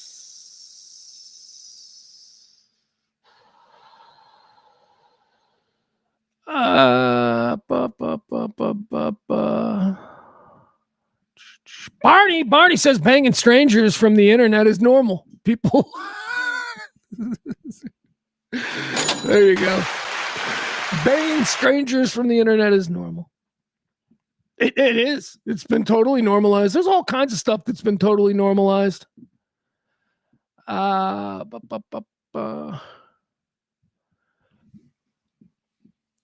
says it's why I allow my oldest annoying ass friends to hang out and sleep over almost weekly, because they need to learn to interact. But I feel like Gen Alpha is better at it than Gen Z.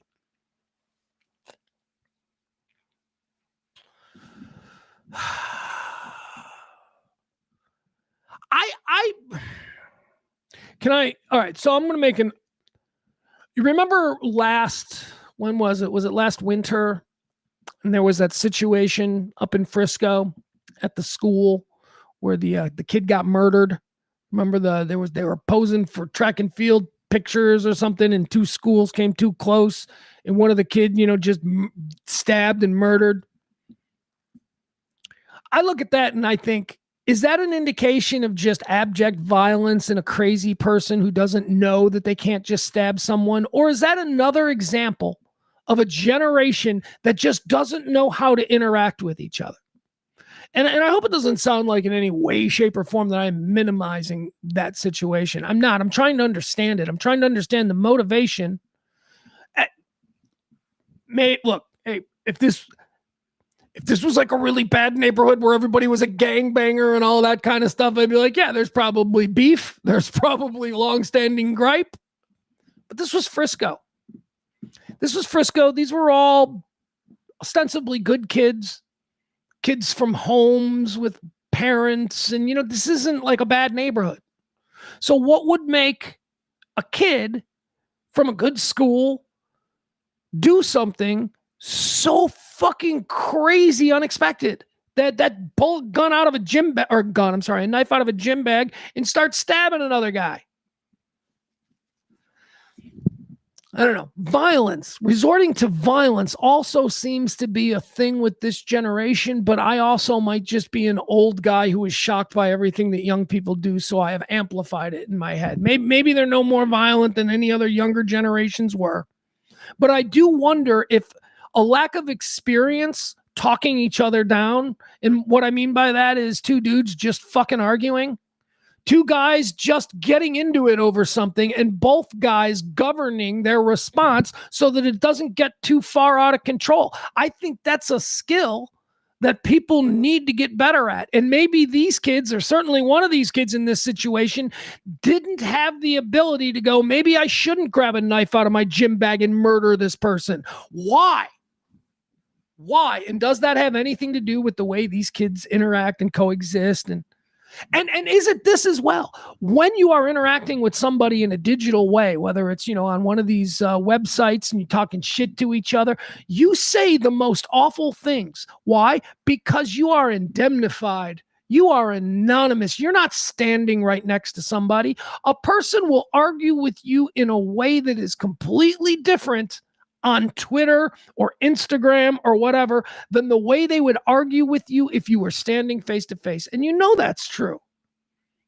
You wouldn't say half the shit that you say to people online if you were face to face.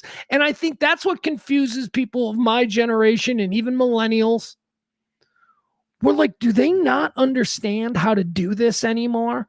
Everything goes from 0 to racial slur or physical violence. When did that fucking happen? No idea. Hugh says younger people are healthier too. When they do go out, they order less and low calorie. They meet online and hook up and move on. When they go to a show, it's THC. Okay, so Hugh says younger people are healthier too. Look, hey, you take the good with the bad. That's a good one. Younger people are so much healthier. Although we're going to find out.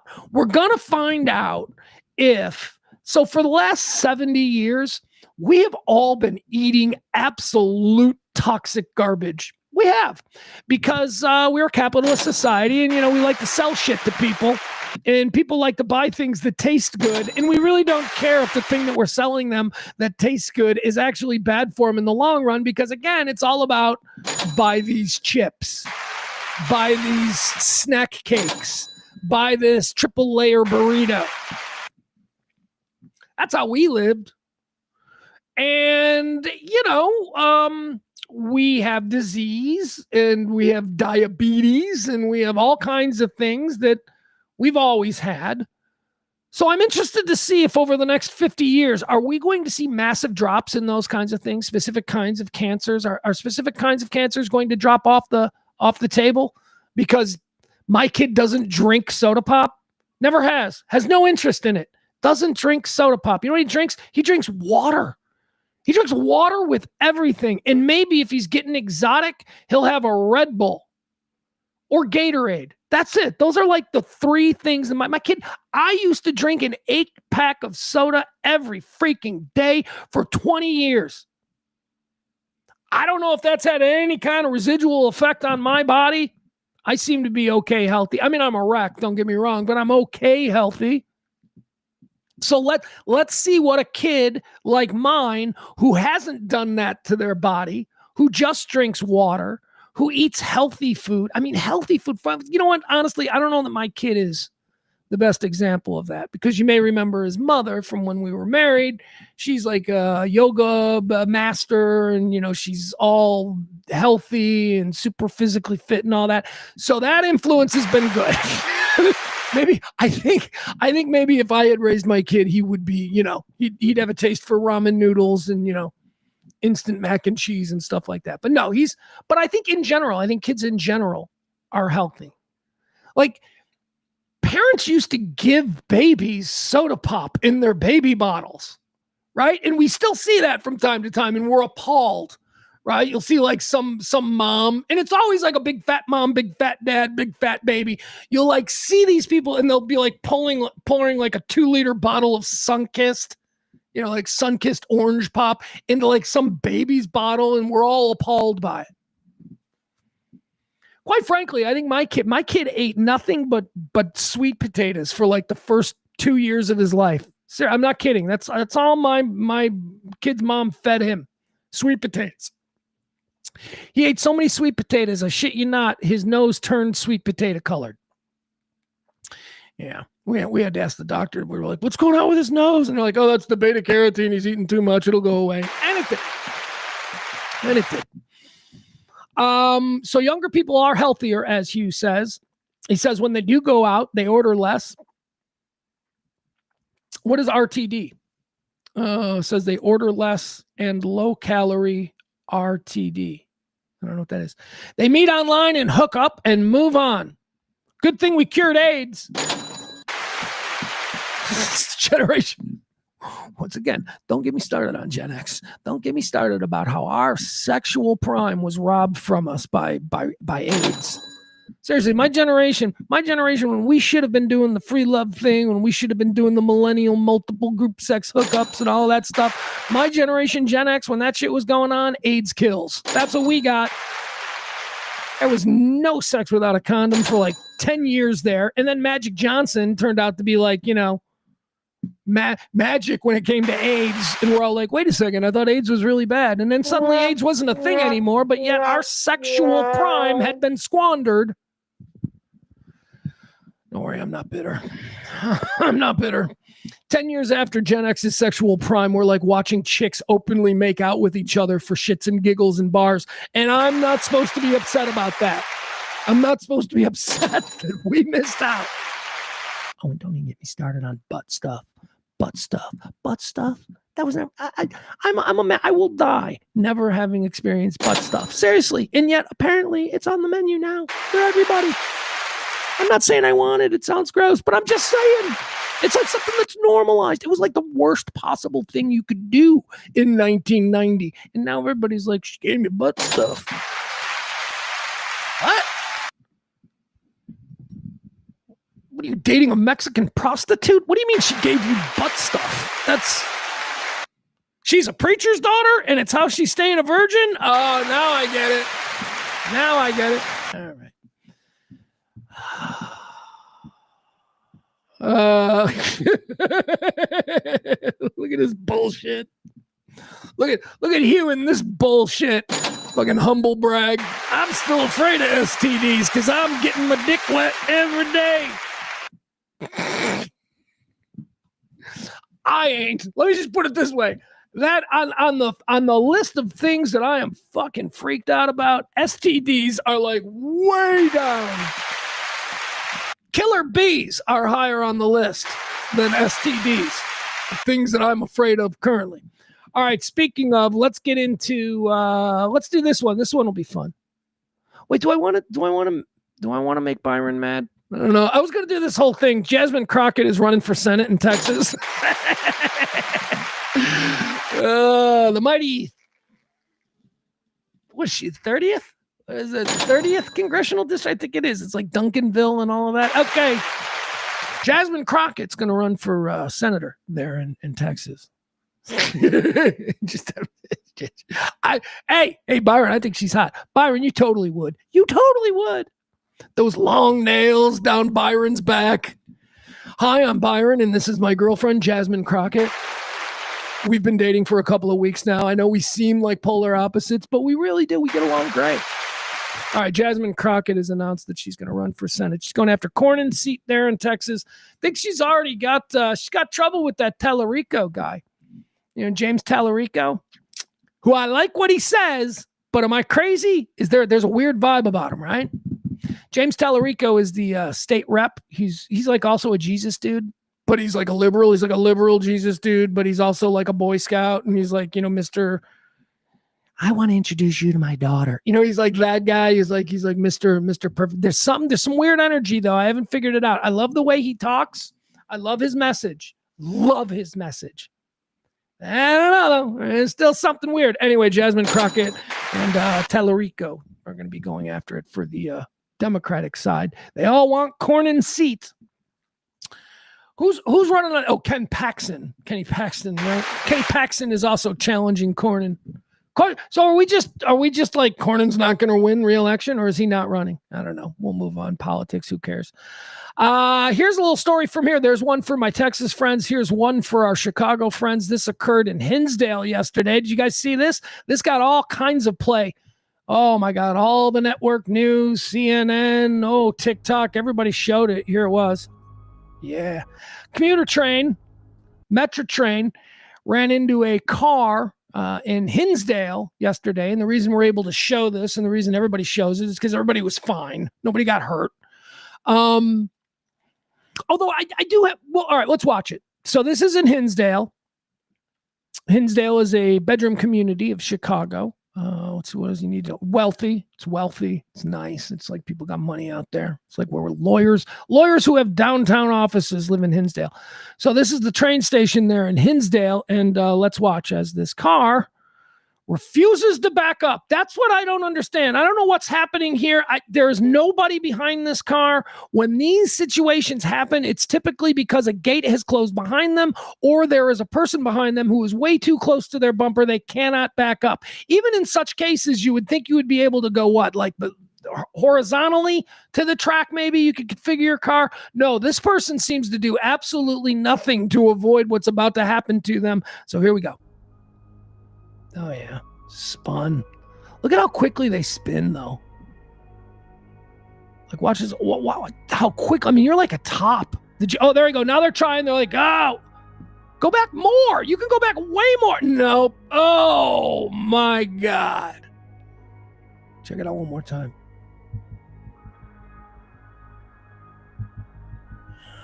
Jesus. All right, there you go. That happened in Hinsdale, just a few miles from where I'm doing this show right now. Here's what I wanted to mention about that, because it's not just about the good video, even though that's the only reason that thing was shown on all the newscasts last night. I'm sitting there, I'm watching ABC World News Tonight with David Muir, right? And they got a half hour, less than that with commercials. They probably got 21 minutes. 21 minutes. Network TV news, 21 minutes to inform us on everything that's important. And they took like a couple of minutes to do that story. That's not a story. That's not a piece of news that anybody outside of the Hinsdale area needs to know. Nobody got killed. This isn't like the 15th time that it's happened in 2 weeks. It is just one idiot who refused to put their car in reverse and got spun around like a top. Everybody's fine. Nobody got hurt. Here's why the news media decided to plaster this everywhere, because it's cool video. If they had no video of that, there would absolutely be no amplification of that story, because the story has absolutely no merit. There is nothing informative for people outside of the immediate Hinsdale area who might want to know, oh, there's a problem at that crosswalk again. That's it. It doesn't affect anybody, but that's, the gratuitous nature of media. They can't help themselves. They don't even realize. I'm sitting here watching this going, we're like on the verge of war with Venezuela. We got all kinds of crazy shit happening with the economy. We've got, and they decide to take 2 minutes out of their 21 minutes to show us really cool video. So, when the guys at the top of the American media landscape like to sort of look down on us, like, we've tried to tell you the heart. No, you're not. You're just doing bullshit. You're just pandering for fucking eyeballs. That's all. Anyway, my other point on that is, how does anyone get hit by a train? I mean, I almost think like that's thinning of the herd type stuff.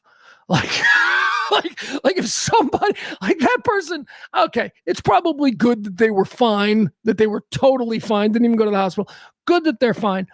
But maybe something worse should have happened. I guess their car is all screwed up. How does this happen? Two situations that befall people that I just don't understand how they happen. The first we saw right there. I will never understand how people get hit by trains. Train, you can see them coming. Or you understand that trains can't stop. And you understand that there aren't train tracks everywhere. So when you are near train tracks, you should probably be hyper aware. I just don't understand how anyone gets hit by a train. The other thing I don't understand is how anyone runs out of gas. That's right. You ran out of gas. Like, one of the people like, I ran out of gas 3 times last month. I'm like, you should not be driving. You're an idiot. Unless you are super broke all the time, like me, unless you are super broke all the time, there is never any excuse for running out of gas, okay? Even when your car is on empty and that thing is illuminated saying, well, you're out of gas, it's empty, you still got like 30, 40 miles in the tank. So, I mean, how long are you ignoring the fact that there's no gas? How long? I don't get it. No excuse for those two things. Getting hit by a train and running out of gas. I'm sorry. You know what? There should be a caveat on that. There's no excuse for any grown-up, any adult, because, look, again, kids can do all kinds of stupid things. Let's see here. All right, so what do we want to do? We did that. All right, let's do Nostradamus. Let's do this story on Nostradamus, because I like Nostradamus. I like predictions. I like to. We do this every year, or I used to do it every year. We should do our predictions for the new year. We'd bring in all kinds of celebrities and friends, and they'd all give us their predictions of the new year. Nostradamus is kind of the guy who started this. Nostradamus was Michel de Nostradamus. Michel de Nostradamus was a French philosopher, writer, poet, performer. He was kind of a con man. For being honest, it's not like in 1555 in France, if you walked around calling yourself a philosopher poet, that you were like, oh, well, you're like a brain surgeon. No, you were kind of probably, I'm guessing, a vagabond, a bit of an artist. You know what I mean? And I don't know that your place in society has necessarily changed all that much from then to the way we look at dudes who play bass in bands, right?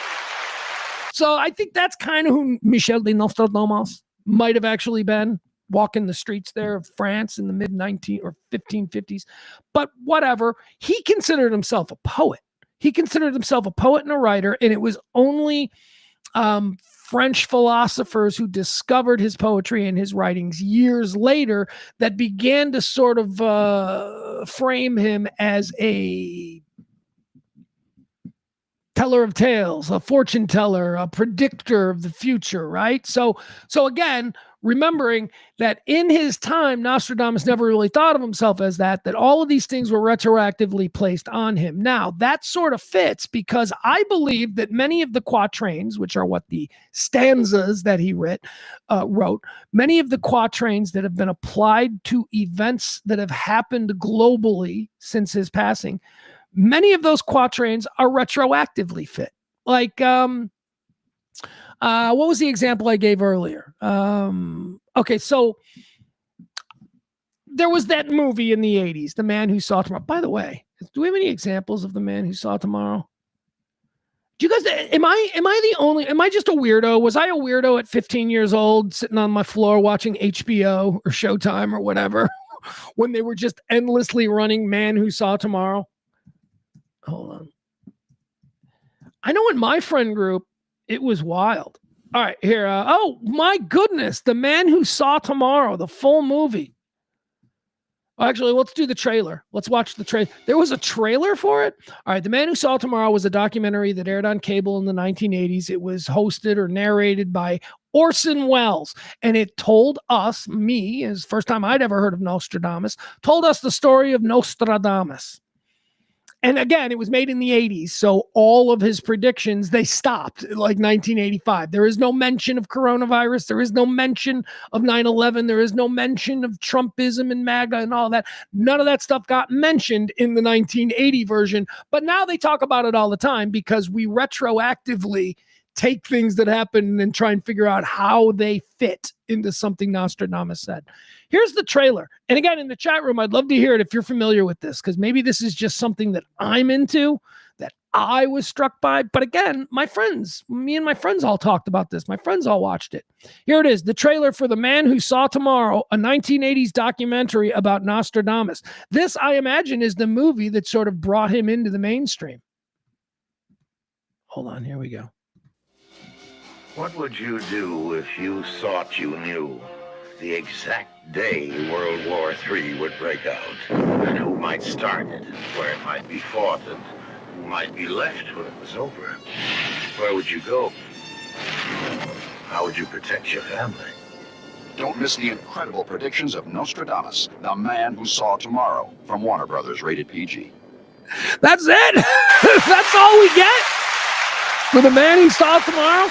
By the way, it's available on YouTube, full movie. So if any of you guys, maybe you remember it from when you were a kid, that is one, you know what, that's a list that I should probably work on.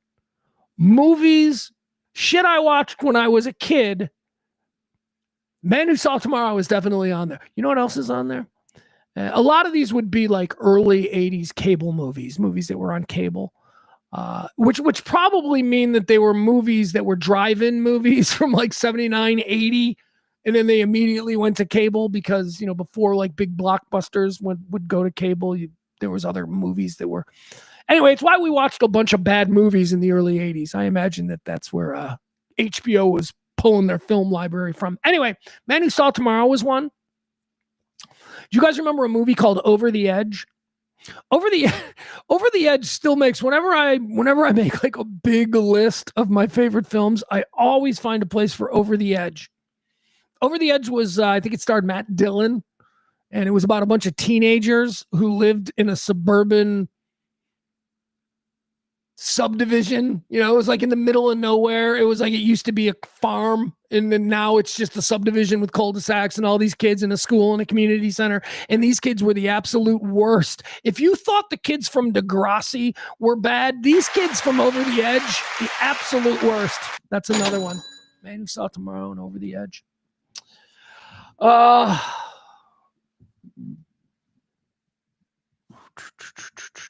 right, let's get into some of this Nostradamus stuff, because Nostradamus has definitely said some stuff about the year 2026.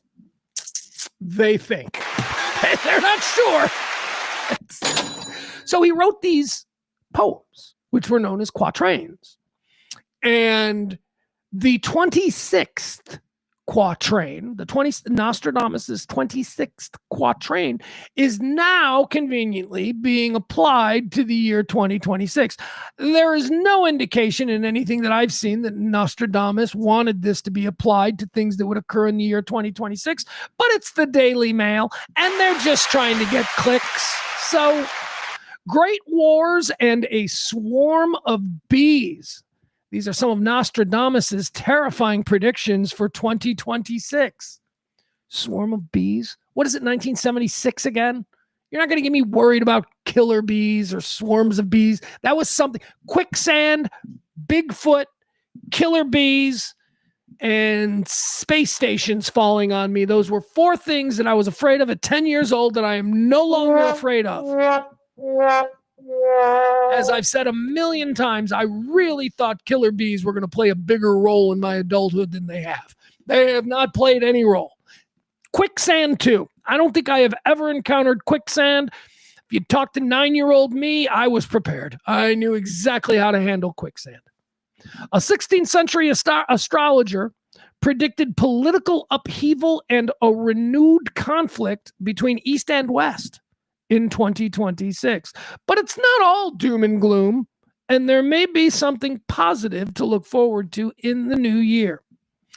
Goes on to say here that Michel de Nostradamus, better known as Nostradamus, is said to have, it's said by who? Stupid fucking people? No, but still it's said. It is said to have been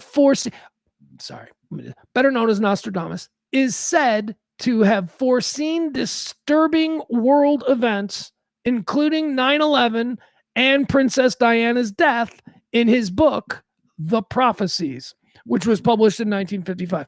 All right.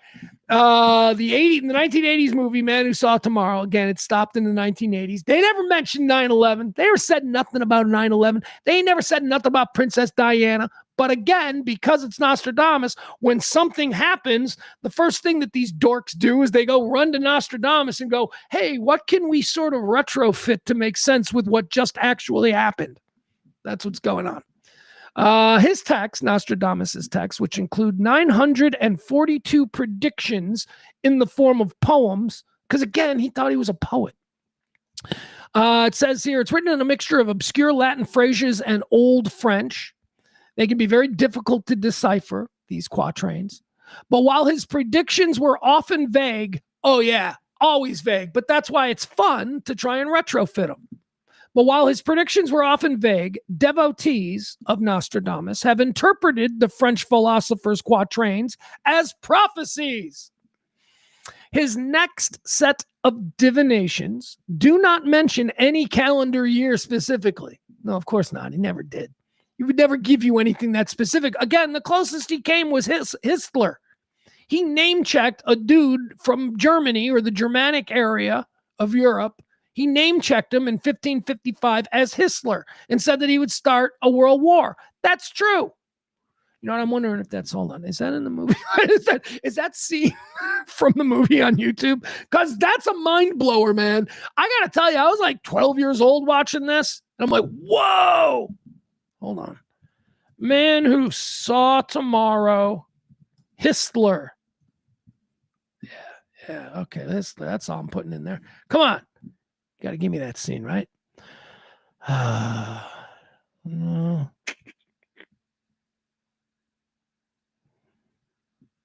All right. So I guess that you got to just watch the movie. Because there's a whole bunch of YouTube people who are like doing their own videos about it. So I don't want to show that. What is this?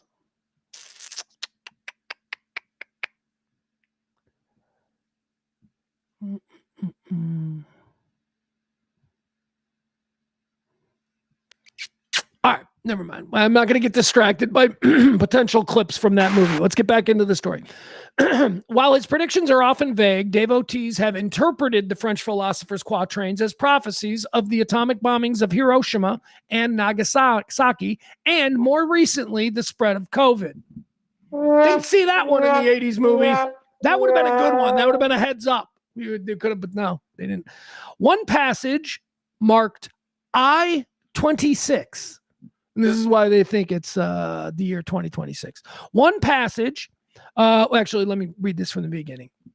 Nostradamus' next set of divinations do not mention any calendar year specifically, but followers of the mysterious prophet believe that the 26th quatrain of his texts relate to the year 2026. Really? Why? Why do you think that?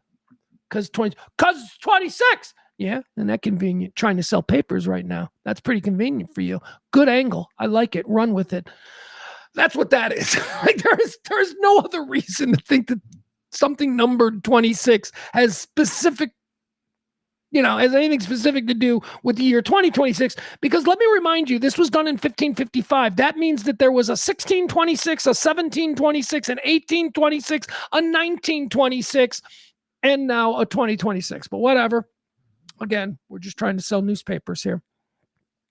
His next set of divinations do not mention any calendar year specifically, but they believe it's 26. One passage marked I-26 states, "The great swarm of bees will arise. By night, the ambush." See, that's how his quatrains read. So now you take that, you're like, oh, wow, he said the great swarm of bees will arise. By night, the ambush. All right, so for the only way for that to be truly freaky is if at some point in the middle of the night in the year 2026, we get ambushed by killer bees, right? That's the only way. That's exactly what he said. But that's because he was a poet. That's not what he meant. So like the great swarm of bees. So what could that be? Does that have to be actual bees? No. The great swarm of bees could be anything that flies. Anything that flies and is, painful or deadly, or aggressive, right? Because I would think that if he's referencing bees, he's not referencing houseflies. He's referencing bees. Bees very specifically sting you. So when he writes this poetic quatrain about a swarm of bees ambush in the night, that could be an aerial attack. That can be, I'll tell you what I think of in 2026, drones. I think of a drone swarm. Now, in 1555, you couldn't possibly have envisioned what drone warfare would look like. But in 2026, if we are looking to retroactively apply the things he said all the way back then to events of today, there you go. That's how we do it. He wrote about the drone invasions of military bases. Oh, no, he did. In 1555, he wrote the great swarm of bees. See, by bees, he means drones. See, that's how the Nostradamus game is played. You take one of his weird, random things, and then you try and make it fit with something that happened. One passage marked. Sorry, I wanted to recap that, but I accidentally X'd out of the page. Silly me.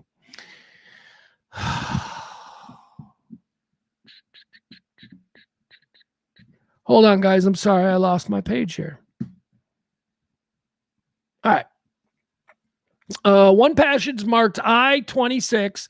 The great swarm of bees will arise. By night, the ambush. But rather than insects descending upon cities, many believe that the bees are a symbol of power and a nod to world leaders. Dad, you want to talk about vague? All right, you're going to have to be a little bit more. You're going to have to kind of blow my mind a little bit here because we're stretching. All right, what else does he say? It says this could mean that powerful figures such as Donald Trump or Vladimir Putin could enjoy victories in the coming year, possibly with Trump's deal in Gaza and a possible victory over Ukraine for Russia. By night, a swarm of bees will come, and now they're trying to say that that's what. No, stop it. See what I mean? That makes no sense. That's stupid. Let's see. Another of Nostradamus's verses. Okay, this one is weird because whenever he gets specific, right, like he did with Hitler, when he was talking about the World War III Third World War, whatever, will start with the rise out of Germany of a man named Hitler. That was weird. He got specific. He didn't do that a lot. He does it again here in one of these quatrains for this year. He specifically name checks a place. Here's what he says. Another of Nostradamus's verses linked to the number 26 is written in standard French and translated to English and reads, because of the favor that the city will show, the Ticino will overflow with blood. Because of the favor that the city will show, the Ticino will overflow with blood. Nostradamus wrote in 1955, maybe about the year 2026. It's interesting because the Ticino is a specific place.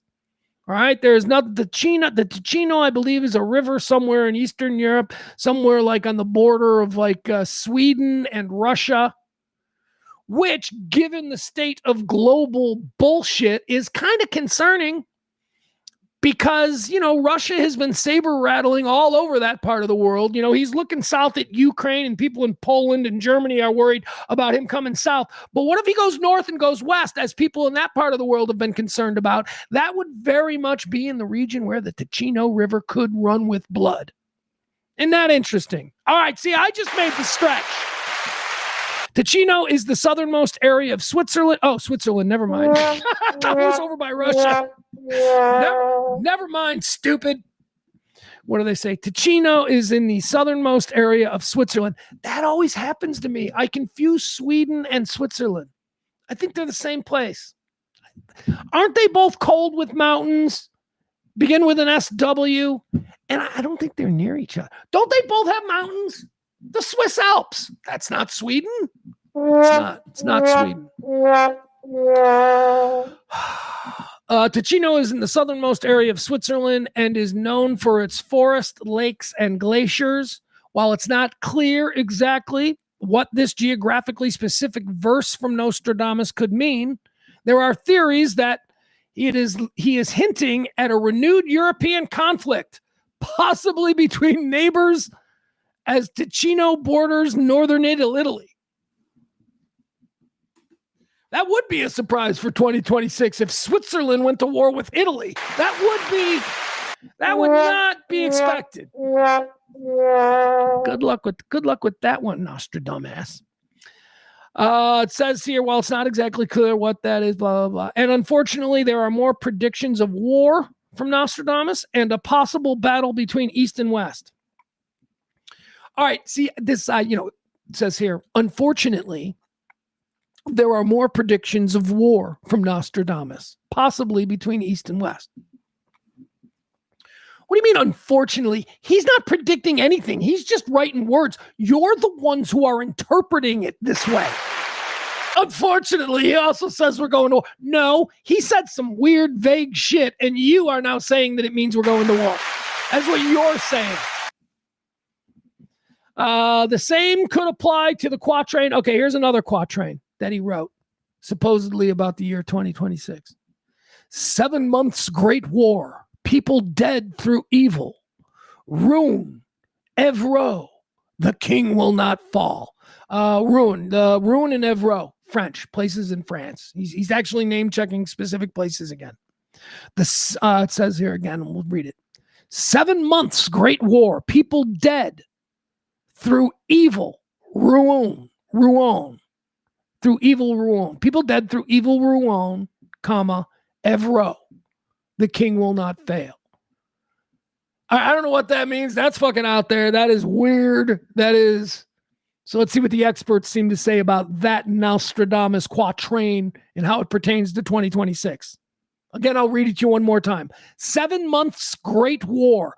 People dead through evil rune, comma, Evra, the king, will not fail. I don't know who Evra the king is, but somebody getting name checked here. All right, so here's what it says. Many have interpreted this as another conflict led by two stubborn leaders who feel they cannot fail.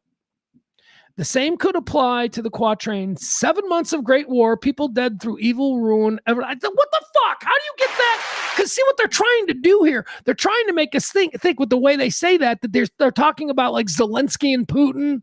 No, that's not. I don't get that. You're making a leap based on what you know to be true today. Another of Nostradamus' predictions read, ready? Here you go. When Mars rules his path among the stars, human blood will sprinkle the sanctuary. 3 fires rise from the eastern sides, while the west loses its light in silence. Fucking puff, puff, pass, huh? That's pretty. I don't know. Let's break that down again, shall we? Since Mars. Oh, no, I'm sorry. When Mars rules his path among the stars, human blood will sprinkle the sanctuary. All right, let's break that down. When Mars rules his path among the stars. All right, so whenever he referenced stuff like that, he's talking about the Roman gods. Okay, so Mars is the Roman god of war. Okay, so he's saying when war rules, it says when Mars rules his path among the stars. All right, so when Mars rules his path among when war is all out, when war is what's happening. That's all. I'll change that. When war is all out, human blood will sprinkle the sanctuary. Okay, so when war is, so a lot of people will die. I don't know what sprinkle the sanctuary is. Is Earth the sanctuary? Are we safe here? Mars, the war in the sky. Is he predicting an alien invasion? That's what I'm getting. This is an alien invasion. If we Earth are the sanctuary, and I just kind of stumbled on that, but let's go with it because it's fun. All right, he's talking about an alien invasion. Let's see what the experts say about that one. It says here, Mars is the ancient Roman god of war. There you go. It seems the 16th century philosopher is suggesting... Sorry, whenever I try to scroll down, I seem to X out of the page.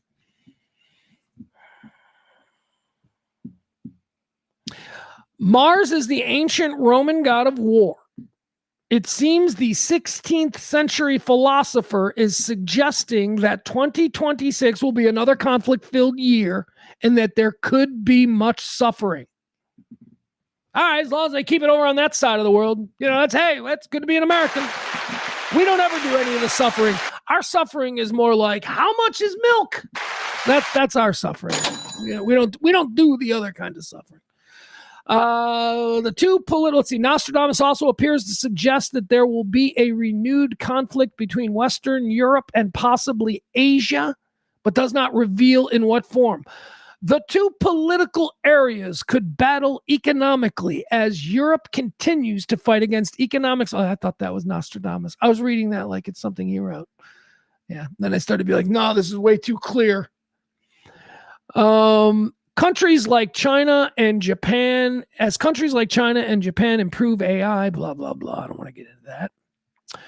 Nostradamus wasn't all negative, though. In fact, he ended his 2026 predictions. He didn't have 2026 predictions. Again, remember, this is just something numbered 26 in a book of 492 things that he wrote in 1455. Once again, conveniently just taking this 26 and saying that it applies to the year 2026 overlooks the fact that there was a 1626, a 1726, an 1826, a 1926. So this is absurd, but we're having fun. All right. What's the good news? Hold on. Where's the good news? Okay, the two political countries like China, but the French astrologer wasn't all negative. In fact, he ended his 2026 predictions on a positive note. He says, shadows will fall, but the man of light will rise. he wrote. And the stars will guide those who look within. Oh, that's something to look forward to. So what did he mean? Shadows will fall. All right, so shadows, I think lyrically or romantically, poetically, more to the point, shadows would sort of suggest a darkness, a coolness. The opposite of not being in the shadows is being in the light. So that's what I'm going to draw from that. Shadows will fall. Okay, so the darkness will fall. It'll be the end. It'll be end of shadows. It says shadows will fall and the man of light will rise. All right, I don't know what that means. Sounds to me like he's talking about Gavin Newsom. Gavin. If I'm Gavin Newsom, I start using this in my campaign ads. Talking about me. All right, there you have it. Nostradamus. I'm sure there'll be more. Every year he becomes very popular. The week between Christmas and New Year's Eve, every year Nostradamus becomes very popular. Because that's when everybody starts leaning into the whole predictions for the new year. All right, what else do we have? Hey, this is fun. The Indianapolis Colts are so desperate for a quarterback that they're bringing Phillip Rivers back. Yay! Phillip Rivers. I'm surprised they didn't they called Andrew Luck, although probably not. Have you seen Andrew Luck on the sideline at Stanford games? Andrew Luck is the athletic director at Stanford. Andrew Luck looks like he's enjoying his retirement. He ain't game ready. Just putting it that way. Here's the other thing about Andrew Luck. Did you know that Andrew Luck is only 26 years old? That's right. He's still... Seriously though, Andrew Luck, was he 40 at most? He's like, Andrew Luck, it feels like he's been around football forever.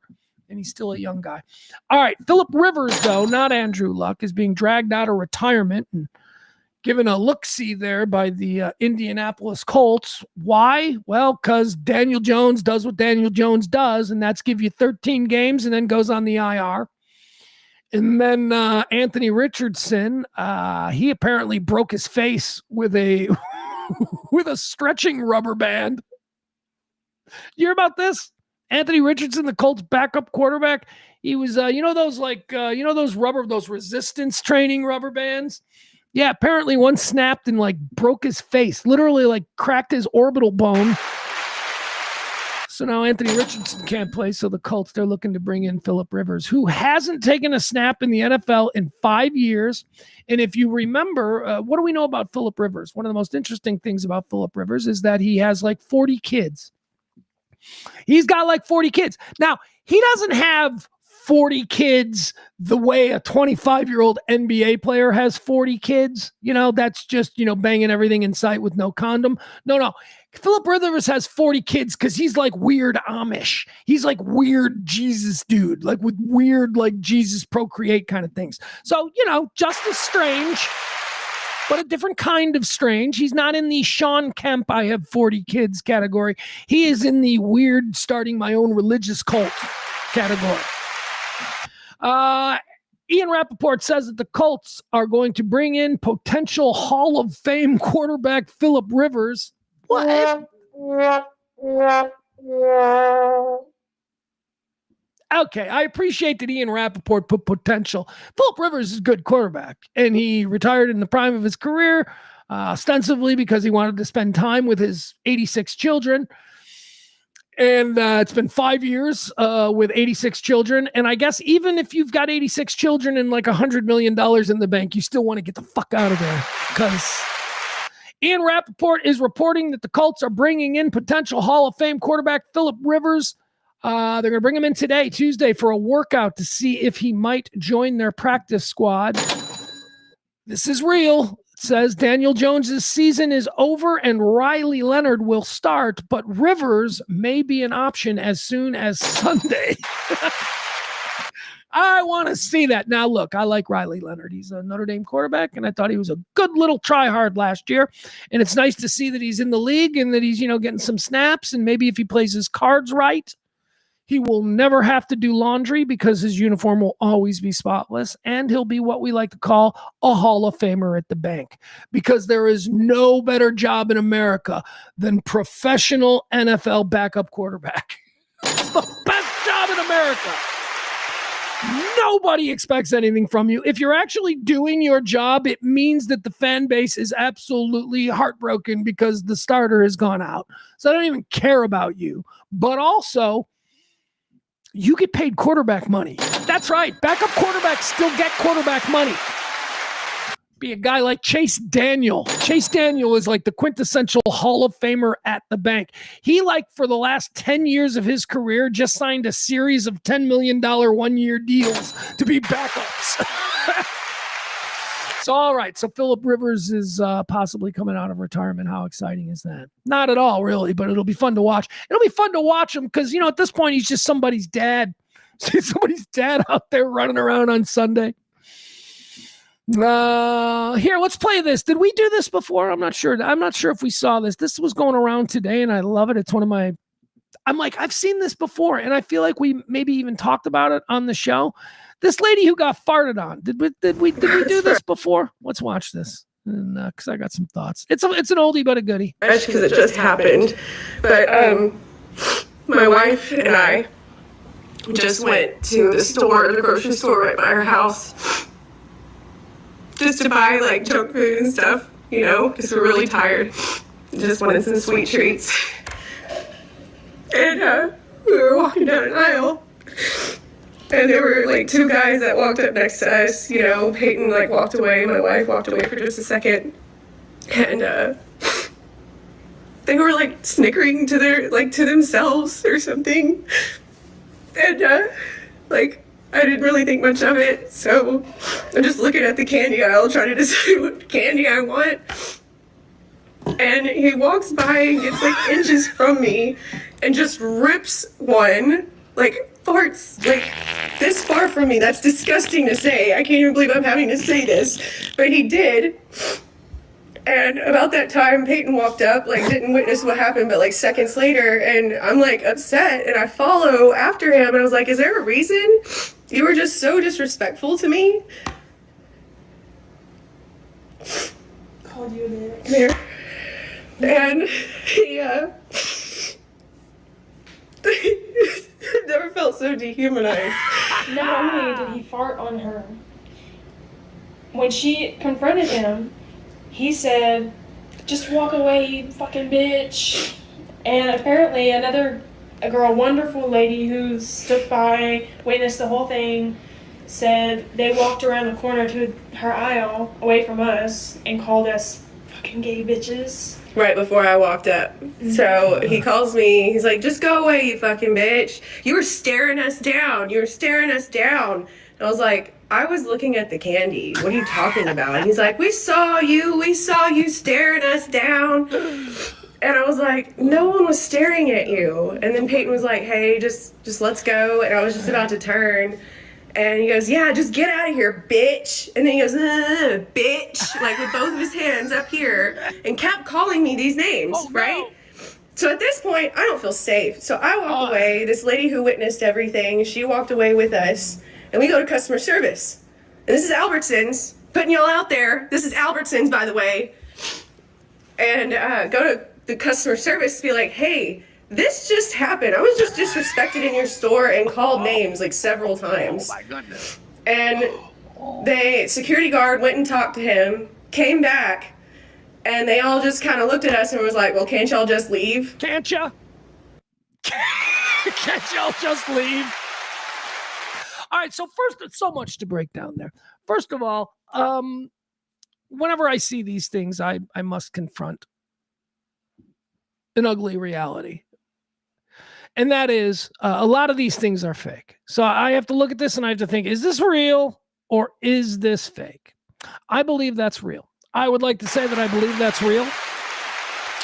I would also like to say that it is, it's a pretty stereotypical look at what I think a lot of people believe left-leaning lesbians are like. The whole left-leaning Karen lesbian kind of thing. And they're also fragile. I've never been this dehumanized in my. A dude crop dusted you at the Dollar Tree or the Albertsons. A dude crop dusted you in an Albertsons, and you are now turning to a camera and saying that it is the most dehumanized that you've ever felt. Bitch, have you never gotten a driver's license? Have you never been to any government-run facility to try? You think that was dehumanizing? A dude, a frat bro, crop dusted you. I crop dust people every day. It's normal. Look, I'm a man of a certain age. I have gastrointestinal issues, and I will fart whenever the fuck I want to fart. However, I don't stick around. Like I don't stick around and watch the response. I don't want to be linked to my crop dusting at all. I will crop dust and then I will get as far away as possible. And then I'll like stand there, and it does that thing, where sometimes the crop dust follows you. Like there's a trail coming out of your butt. So wherever you end up stopping, there's just still this little and I'm like, I gotta move again. Gotta keep moving. I am a little tempted to stay and watch the reaction when people realize that they're smelling somebody else's fart. Because look, here's the 2-stage thing that happens here when you start smelling a fart, right? First, you have to determine if it's a fart. Right? Like, because you're never quite sure. Like the first couple of whiffs, you're like, wait, what is it? Is somebody cooking? Is that food? And then the second stage is when it dawns on you that you are smelling somebody else's insides. You're like, oh no. I'm just going to go ahead and say it. My own farts do not bother me. My own farts don't bother me. I'm sorry. And I've never really pushed this issue. I think everybody's the same. I just said it. I think everybody's just like me. I don't think your farts bother you. And, everybody else goes, oh, that's gross. Oh, man, I just farted and it stinks. That's not a real response. Regular human beings sit in their own fart dust for, their entire life. Oh, you don't sit on the couch, watch TV all alone and fart if you have to. You get up and go stand on the veranda and then go so that you're not affected by your own smell. You don't mind your own smell. I want other people in the chat room to just admit that they also do not have a problem with their own smell. Now, I'm not asking you to say that you like the smell of other people's farts, because that I think is uniform. I think we can all agree that everybody else's farts are absolutely disgusting. And for somebody like me with a hair trigger gag reflex, as soon as I realize, once I move into stage 2, where I've determined that no, that is not somebody cooking, that is actually somebody's butt. Once I get to that, my gag reflex. But you people are fine with it. You people are fine with your own. As a friend of mine coined this phrase, and I won't out him here, although he has been in the chat room a few times. He says, on this subject, I've got no problem with the smell of my own family brand. That's it. It's your family brand. And I have used that. I've used that on my son. Like, my kid will be like, oh, Dad, you're gross. And I'm like, that's the family brand right there.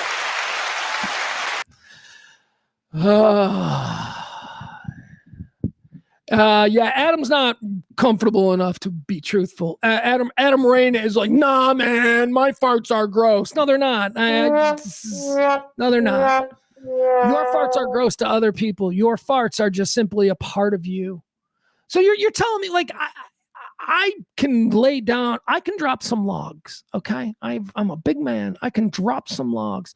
And sometimes this process takes the better part of an hour. If I got something good to read. That room smells horrendous. For anybody that has to come into that room after me, oh my God, they're lighting candles and they're spraying and we're putting on the vent. But I'll tell you, for the 45 minutes that I'm in there, it doesn't bother me at all. It doesn't bother me at all. I'm like, was it tacos? Sorry. I just feel like Barney's going with me 90%. Barney's like 90% of the time, my own don't bother me. Barney, 100% of the time, your own don't bother you. I am trying to get us all on the same page here. I don't know why we are pre-programmed to pretend like we don't. I'm not saying we enjoy the smell of our own, but I have enjoyed my own. The smell of my own have been so pungent at times that it has caused me to giggle in delight. Just like, oh God. I'm not repulsed. I'm not getting up and leaving the room or airing it out or anything. I'm going to sit there till it wafts away. Anyway, wow, how did we get started talking about poops? How did we get started talking about, because of the lady got crop dusted. Okay, so now let's go back to the lesbian lady who got crop dusted. I hate her. I hate her wife, Peyton. I hate that she is so fragile. And that's all I got to say about it. All right. I think we covered that before. That's an oldie but a goodie. I don't remember exactly when, but when it popped up on my timeline today, I'm like, I want to watch that again because I like the lady who gets farted on. And I'm sorry, the guys who crop dusted her, of course they're assholes. Of course they're assholes, but so are all my friends. So that's it. That's the worst thing they're out doing, crop dusting a bunch of lesbians at Albertsons. Okay. You can date my daughter.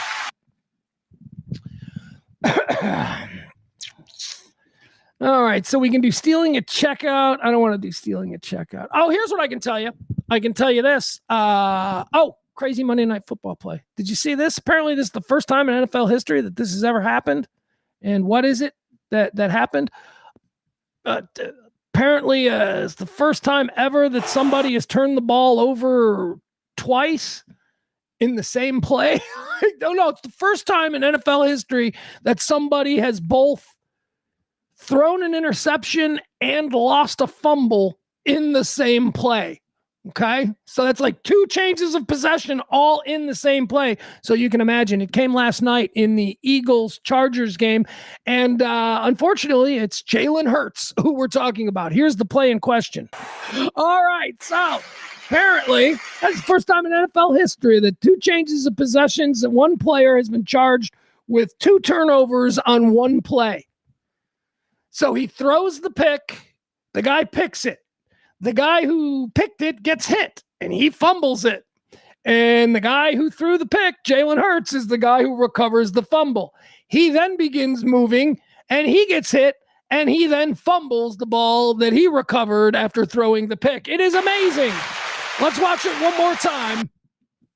So to that end, I can now tell you that the Kelly method, which is the way that my partner Kelly Moore, the late Kelly Moore, the way she used to pick games, she didn't know anything about football. She just looked at mascots and she said that this can beat that. And so I would put my money on that. Last night, it was Monday Night Football. The Eagles had to eagle fly to the West Coast and take on the Los Angeles Chargers, which is a thunderbolt. So the Kelly method says this is an eagle in the sky versus a thunderbolt who is also home in the sky. So there's no home field advantage. What would happen if an eagle was hit by a thunderbolt? I think we all know the answer to that. Thunderbolt wins. That's who the Kelly method said we should have put our money on last night. And she was right. The Chargers defeated the Eagles to take the Kelly method to a not all that exciting 8-6. 8-6.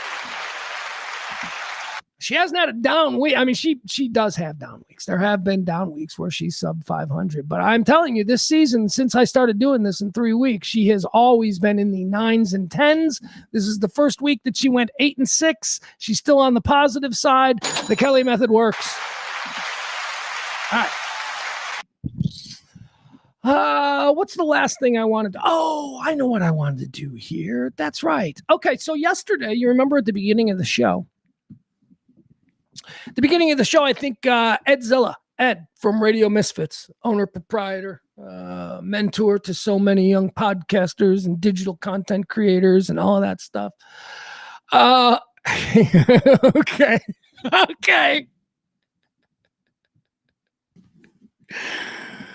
Adam Reyna says, crop dusting lesbians at Albertsons is my favorite Annie DeFranco album. Strong joke. That's funny, Adam.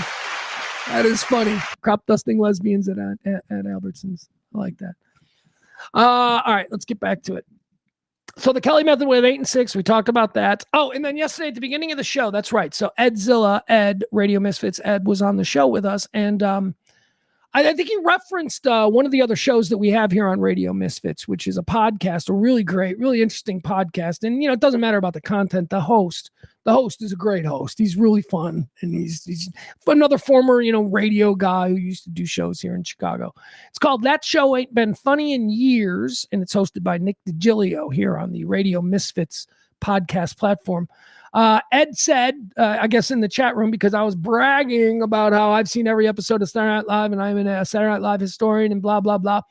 Ed said, you should go on Nick's show, to which I was like, yeah, I'd love to. But there is something that I would like to talk about concerning Saturday Night Live. And it is something that I'd love to talk to Nick DiGilio about.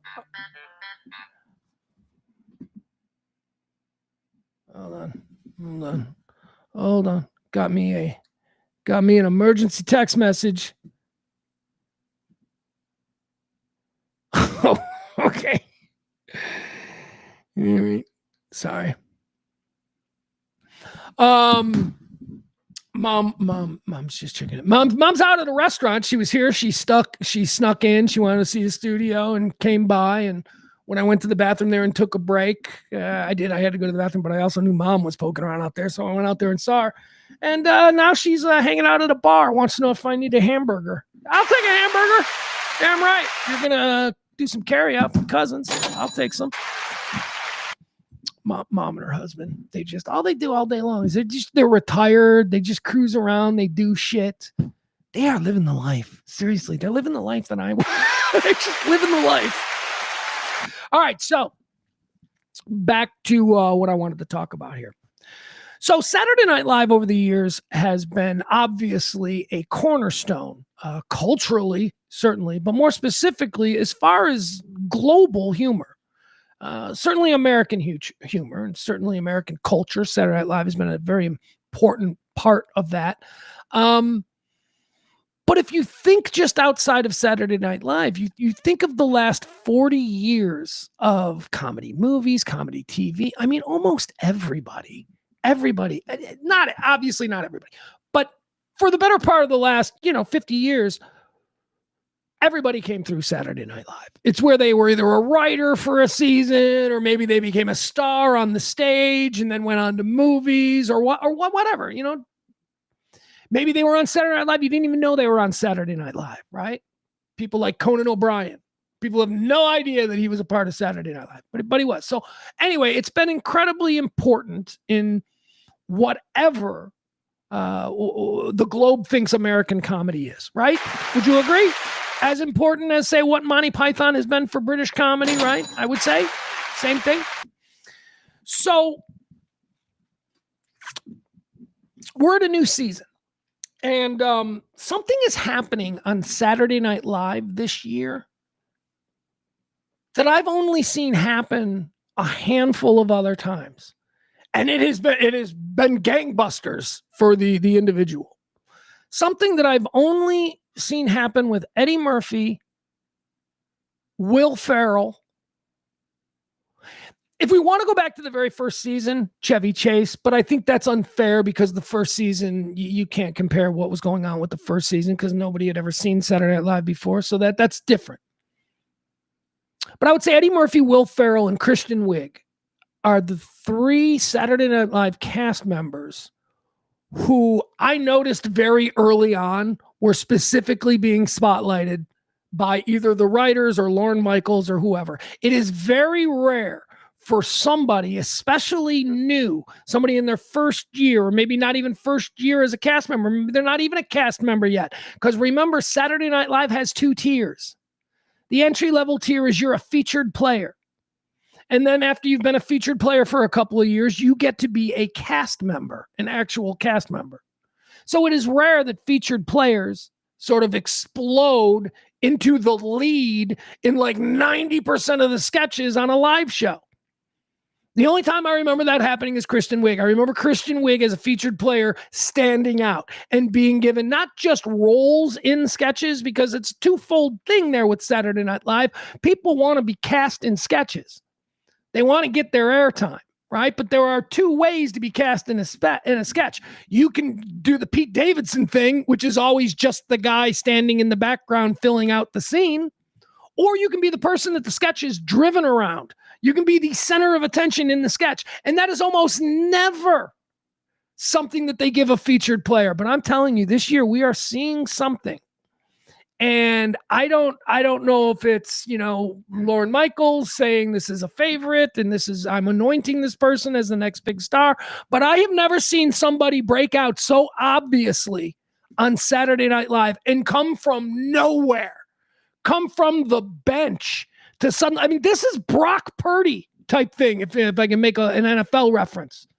Brock Purdy, Mr. Irrelevant, right? And not even, not supposed to do anything in the NFL. And now all of a sudden he's a starting quarterback for the San Francisco 49ers and they're competing every year.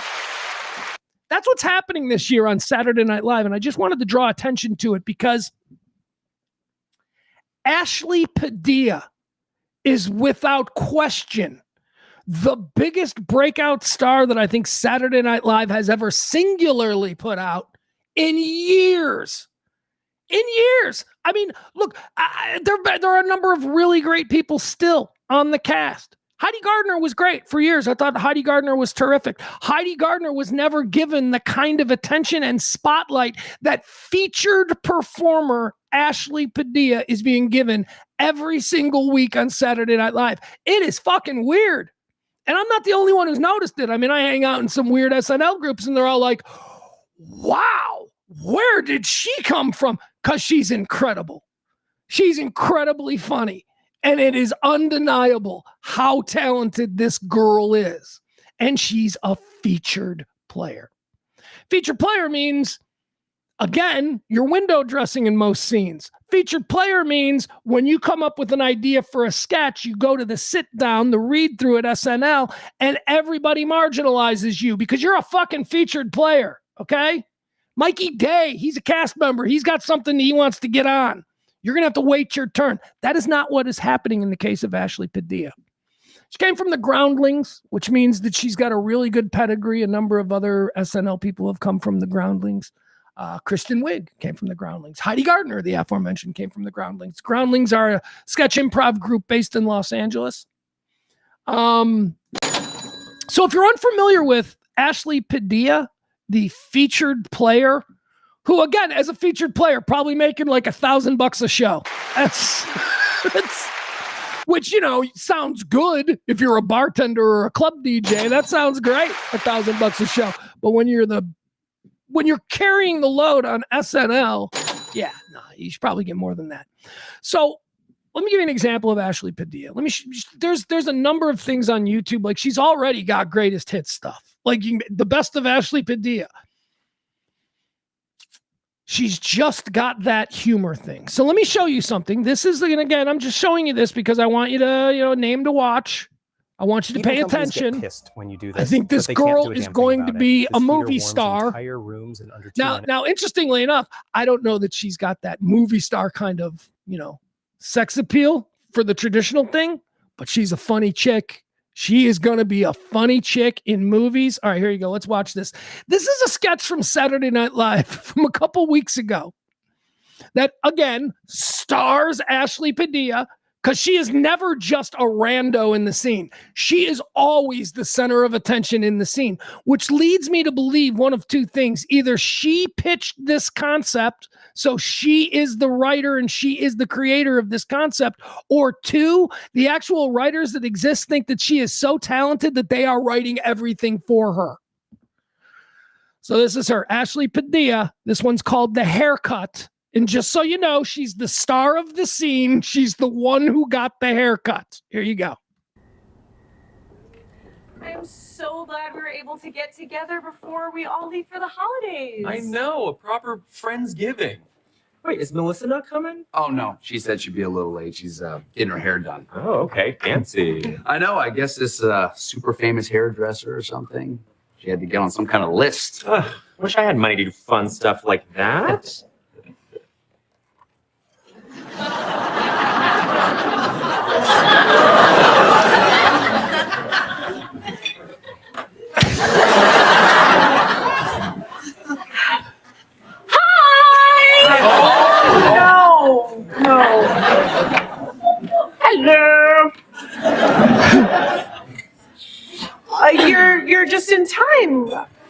We haven't ordered yet. Great!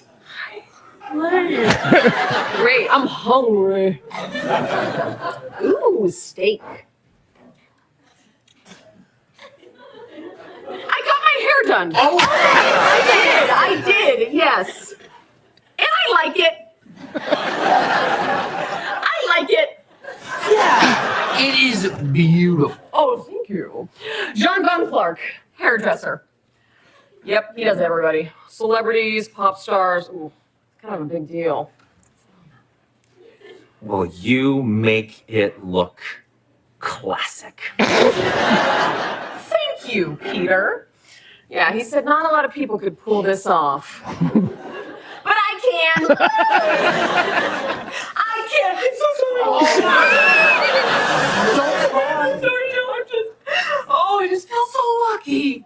I'm so lucky. I'm finally me. Hi, y'all. Can I get y'all started with I hate it?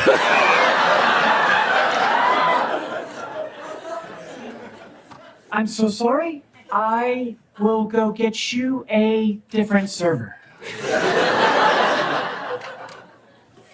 Well, Melissa, I really like it.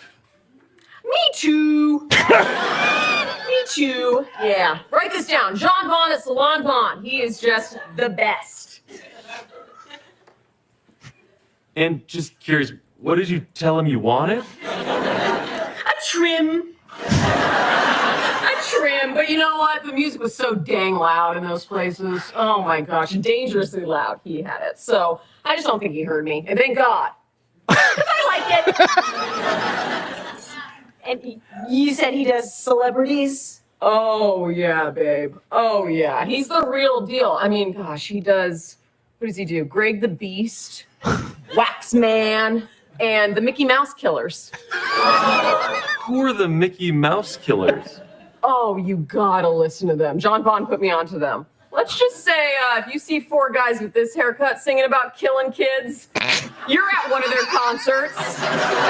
Where is this dang server? Oh. Yes. The Skin Square. That's his own personal signature, you know. Melissa, isn't your sister's wedding this weekend? Tomorrow. Yes, I'm the maid of honor. So it'll be fun. Lots of pictures, and my ex will be there.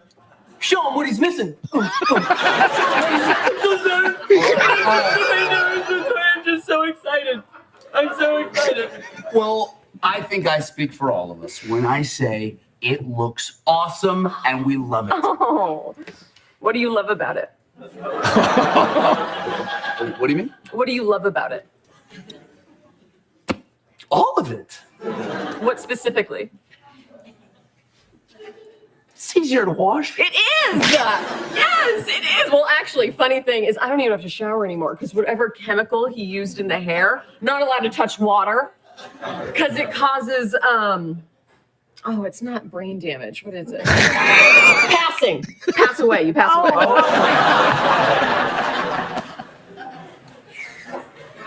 So. Where's the waiter? All right, hello everyone. I'll be taking over your table. Can I get you all started? Your hair. Is it John Vaughn? How did you? We like it. All right. Now, that is Ashley Padilla, a featured player who leads and anchors just about every sketch on Saturday Night Live for the last 4 weeks. She is on a trajectory. She's being spotlighted in a way that I have never. You have to understand how rare that is, what we just watched. That is a girl who is a featured player leading the scene. That is a sketch that is entirely dependent on the comic chops of one person, the lead person. Everybody else is reacting. Okay, the most important character in that, when you're creating sketch comedy, the most important character in that is the lead, who the whole thing is built around, and she fucking kills it.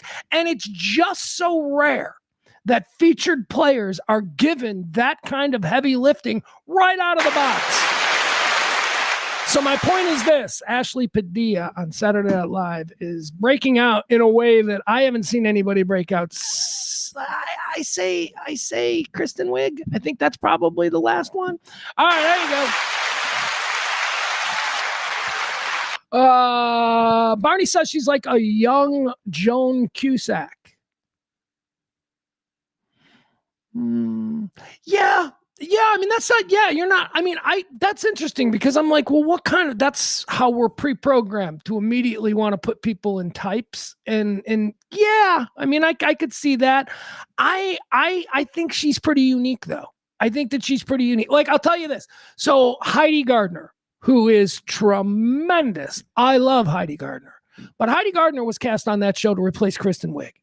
Heidi Gardner was a Kristen Wiig type, or I should say they are two of the same type. You know, my old bit that I used to do, the Hollywood clone factory and all that. So they do that a lot with people. They replace somebody with somebody else. Hell, there was even a point in the 1980s where they replaced John Belushi with Jim Belushi. So, I mean, they do it. They work that way. She's pretty unique though. Like, I don't know who do you know who the closest Saturday Night Live cast member to Ashley Padilla is? And again, I say this as somebody who has seen every episode. If I have to look at Ashley Padilla and say that she is like this Saturday Night Live performer, it's Gilda Radner. And that is insanely high praise. But I mean it. I mean, I've been watching her, and I think there are a lot of very funny women on Saturday Night Live, but there have been very few women who can do physical comedy in the way that, you know, used to be a thing for female performers. Lucille Ball was a great physical comedian. Gilda Radner was a tremendous physical comedian. This girl, Ashley Padilla, is very physical. She's very physical. Now, maybe, you know, the economy of movement being what it is in a set piece, she's not allowed to just go crazy. But if you watch her face and her facial expressions and her shoulders, and you can do a lot of moving without moving at all when you're performing. She's just very physical. I think that that's who she reminds me of. Although, again, not reminding physically. I'm not saying she physically reminds me of Gilda Radner, although I don't suppose that's all that different. She just, her energy and her spark, and the way she's being used. The way Gilda Radner was used in the first couple of seasons of Saturday Night Live was different than the way they used any of the other women, because they knew that Gilda Radner wasn't Jane Curtin or Lorraine Newman. Jane Curtin and Lorraine Newman were great. They were terrific performers. Gilda Radner is a legendary comedic performer. And so they knew to kind of use her differently. And they let her lead scenes. Gilda Radner, there were entire scenes in early Saturday Night Live that were built entirely around Gilda Radner. There was never a sketch built around Lorraine Newman, but there was around Gilda Radner because she had those kinds of chops. I'm not saying Saturday Night Live would build scenes around women. I mean, Amy Poehler had scenes built around her. Tina Fey built scenes around herself. Heidi Gardner, Kristen Wiig certainly had scenes built around them. Kate McKinnon is great at it. It's not that it's never been done. What it is we've never seen it with somebody so new who isn't even a full-time cast member who's still on their featured player contract. And that's what Ashley Padilla is doing. It's fascinating. I'd love to talk to Nick D about it. Maddie says, I liked Ego Wodum too, but she's off, and I love Sarah Sherman. Sarah Sherman's terrific. Sarah Sherman is really good. You and I both, Maddie, I love Ego Wodum. You're just joining us, but when we used to do our lists, I can't do a list of my favorite SNL performers without putting Ego Wodum in there.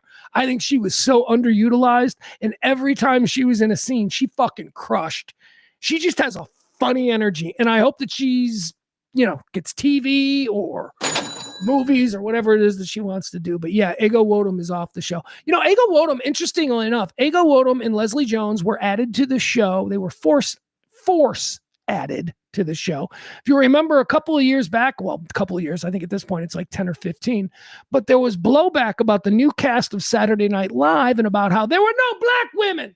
So all of a sudden, Lorne Michaels plucks two black women out of nowhere and puts them on Saturday Night Live. Those two black women were Leslie Jones and Ego Wodum. Leslie Jones was the one that was front-loaded. Leslie Jones was the one who, although didn't last long on the show, was sort of the high-profile one, the one who got to do movies. Meanwhile, Ego Wodum is just crushing in every scene, and nobody is giving her any credit for it because Leslie Jones is what? Loud? Leslie Jones seems fine, right? She doesn't have a whole lot of talent. Leslie Jones doesn't do anything other than play a Leslie Jones type. Ego Wodum, that chick's got range. That chick played everything. She was good. Barney says Julia Sweeten. Julia Sweeten was given that lead role right off. But for the... Sweeney. Julia Sweeney. Yeah, that was all she got. That was, and the Pat character took off, but the Pat character was not supposed to take off. If you remember the origins of the It's Pat, that was a last block character. Last block is the final 15 minutes of the show after the second performance from the musical guest, and it's when they, in my opinion, do either the greatest stuff or the worst stuff. If they don't really believe that your bit or your character is a home run, they will put you in that 15 minute, that final 15 minute, and let you kind of work it out there. In the case of Pat, became a huge hit. The It's Pat sketch probably went from something that was slotted in the final 15 minutes to something that I imagine opened the show. I believe the cold open was probably Pat at some point, because that became really popular. Julia Sweeney was never a real heavy lifter, though, on the show. I mean, I like her. Don't get me wrong. She was nice. But that Pat character is that pretty much all we think of her? Which I guess isn't a bad thing. Like, if there's one character, like if you are synonymous with one character that has stood the test of time from Saturday Night Live, then I guess that puts you in a different level. Because there are a shit ton of Saturday Night Live performers who have gone through that place and do not have one character that people go, ah! If you're lucky, you got 15 of them.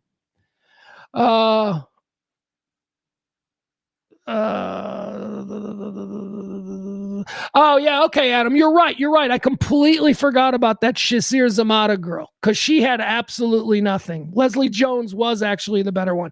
Adam corrects me. Adam corrects me like an asshole. Like he can't say, hey, you got it wrong. No, Adam comes to you. He's one of these broken millennials who spent way too much time in his formative years online and arguing with people without any real repercussions for running their mouths. So Adam can't even be fucking constructive in a decent way. He's got to be like, you do this all the time. Just kidding, Adam. Proper response to that, Adam, would be, dude, that's not what I said at all. Just read it. You are extrapolating that from what I wrote. But he's trying to be a dick about it. You do this all the time. Okay, whatever. Well, I was going to make a joke. I was going to say all black girls of a certain age with limited talent are the same to me. I was going to say that, but I can't say that because Ego Wodum has talent. She's good. But yeah, that Shazir Zamata girl is very forgettable. I forgot about her. So yeah, her and Leslie Jones came in. That's right. That's it. And for some reason, they made Leslie Jones like the star, and Leslie Jones is... All right. Do we have anything else? Maddie's talking about Punky Johnson, who I don't mind Punky. I thought Punky, you're absolutely right. Maddie says,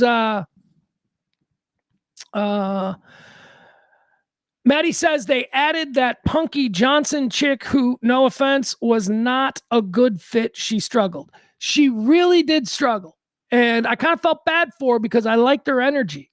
She seemed nice. Like she seemed fun and but she really didn't seem to fit in. You're right. She only lasted a couple of years, Punky Johnson, right? I think this is the first year she's gone, but I think she'd only been there for a couple of years. What else?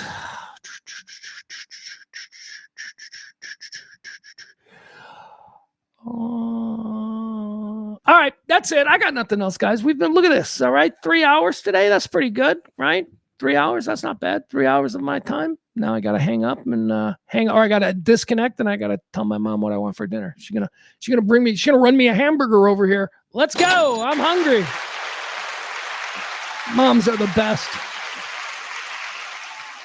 Moms are the best. And if you don't got one, I'm sorry, but you're missing out.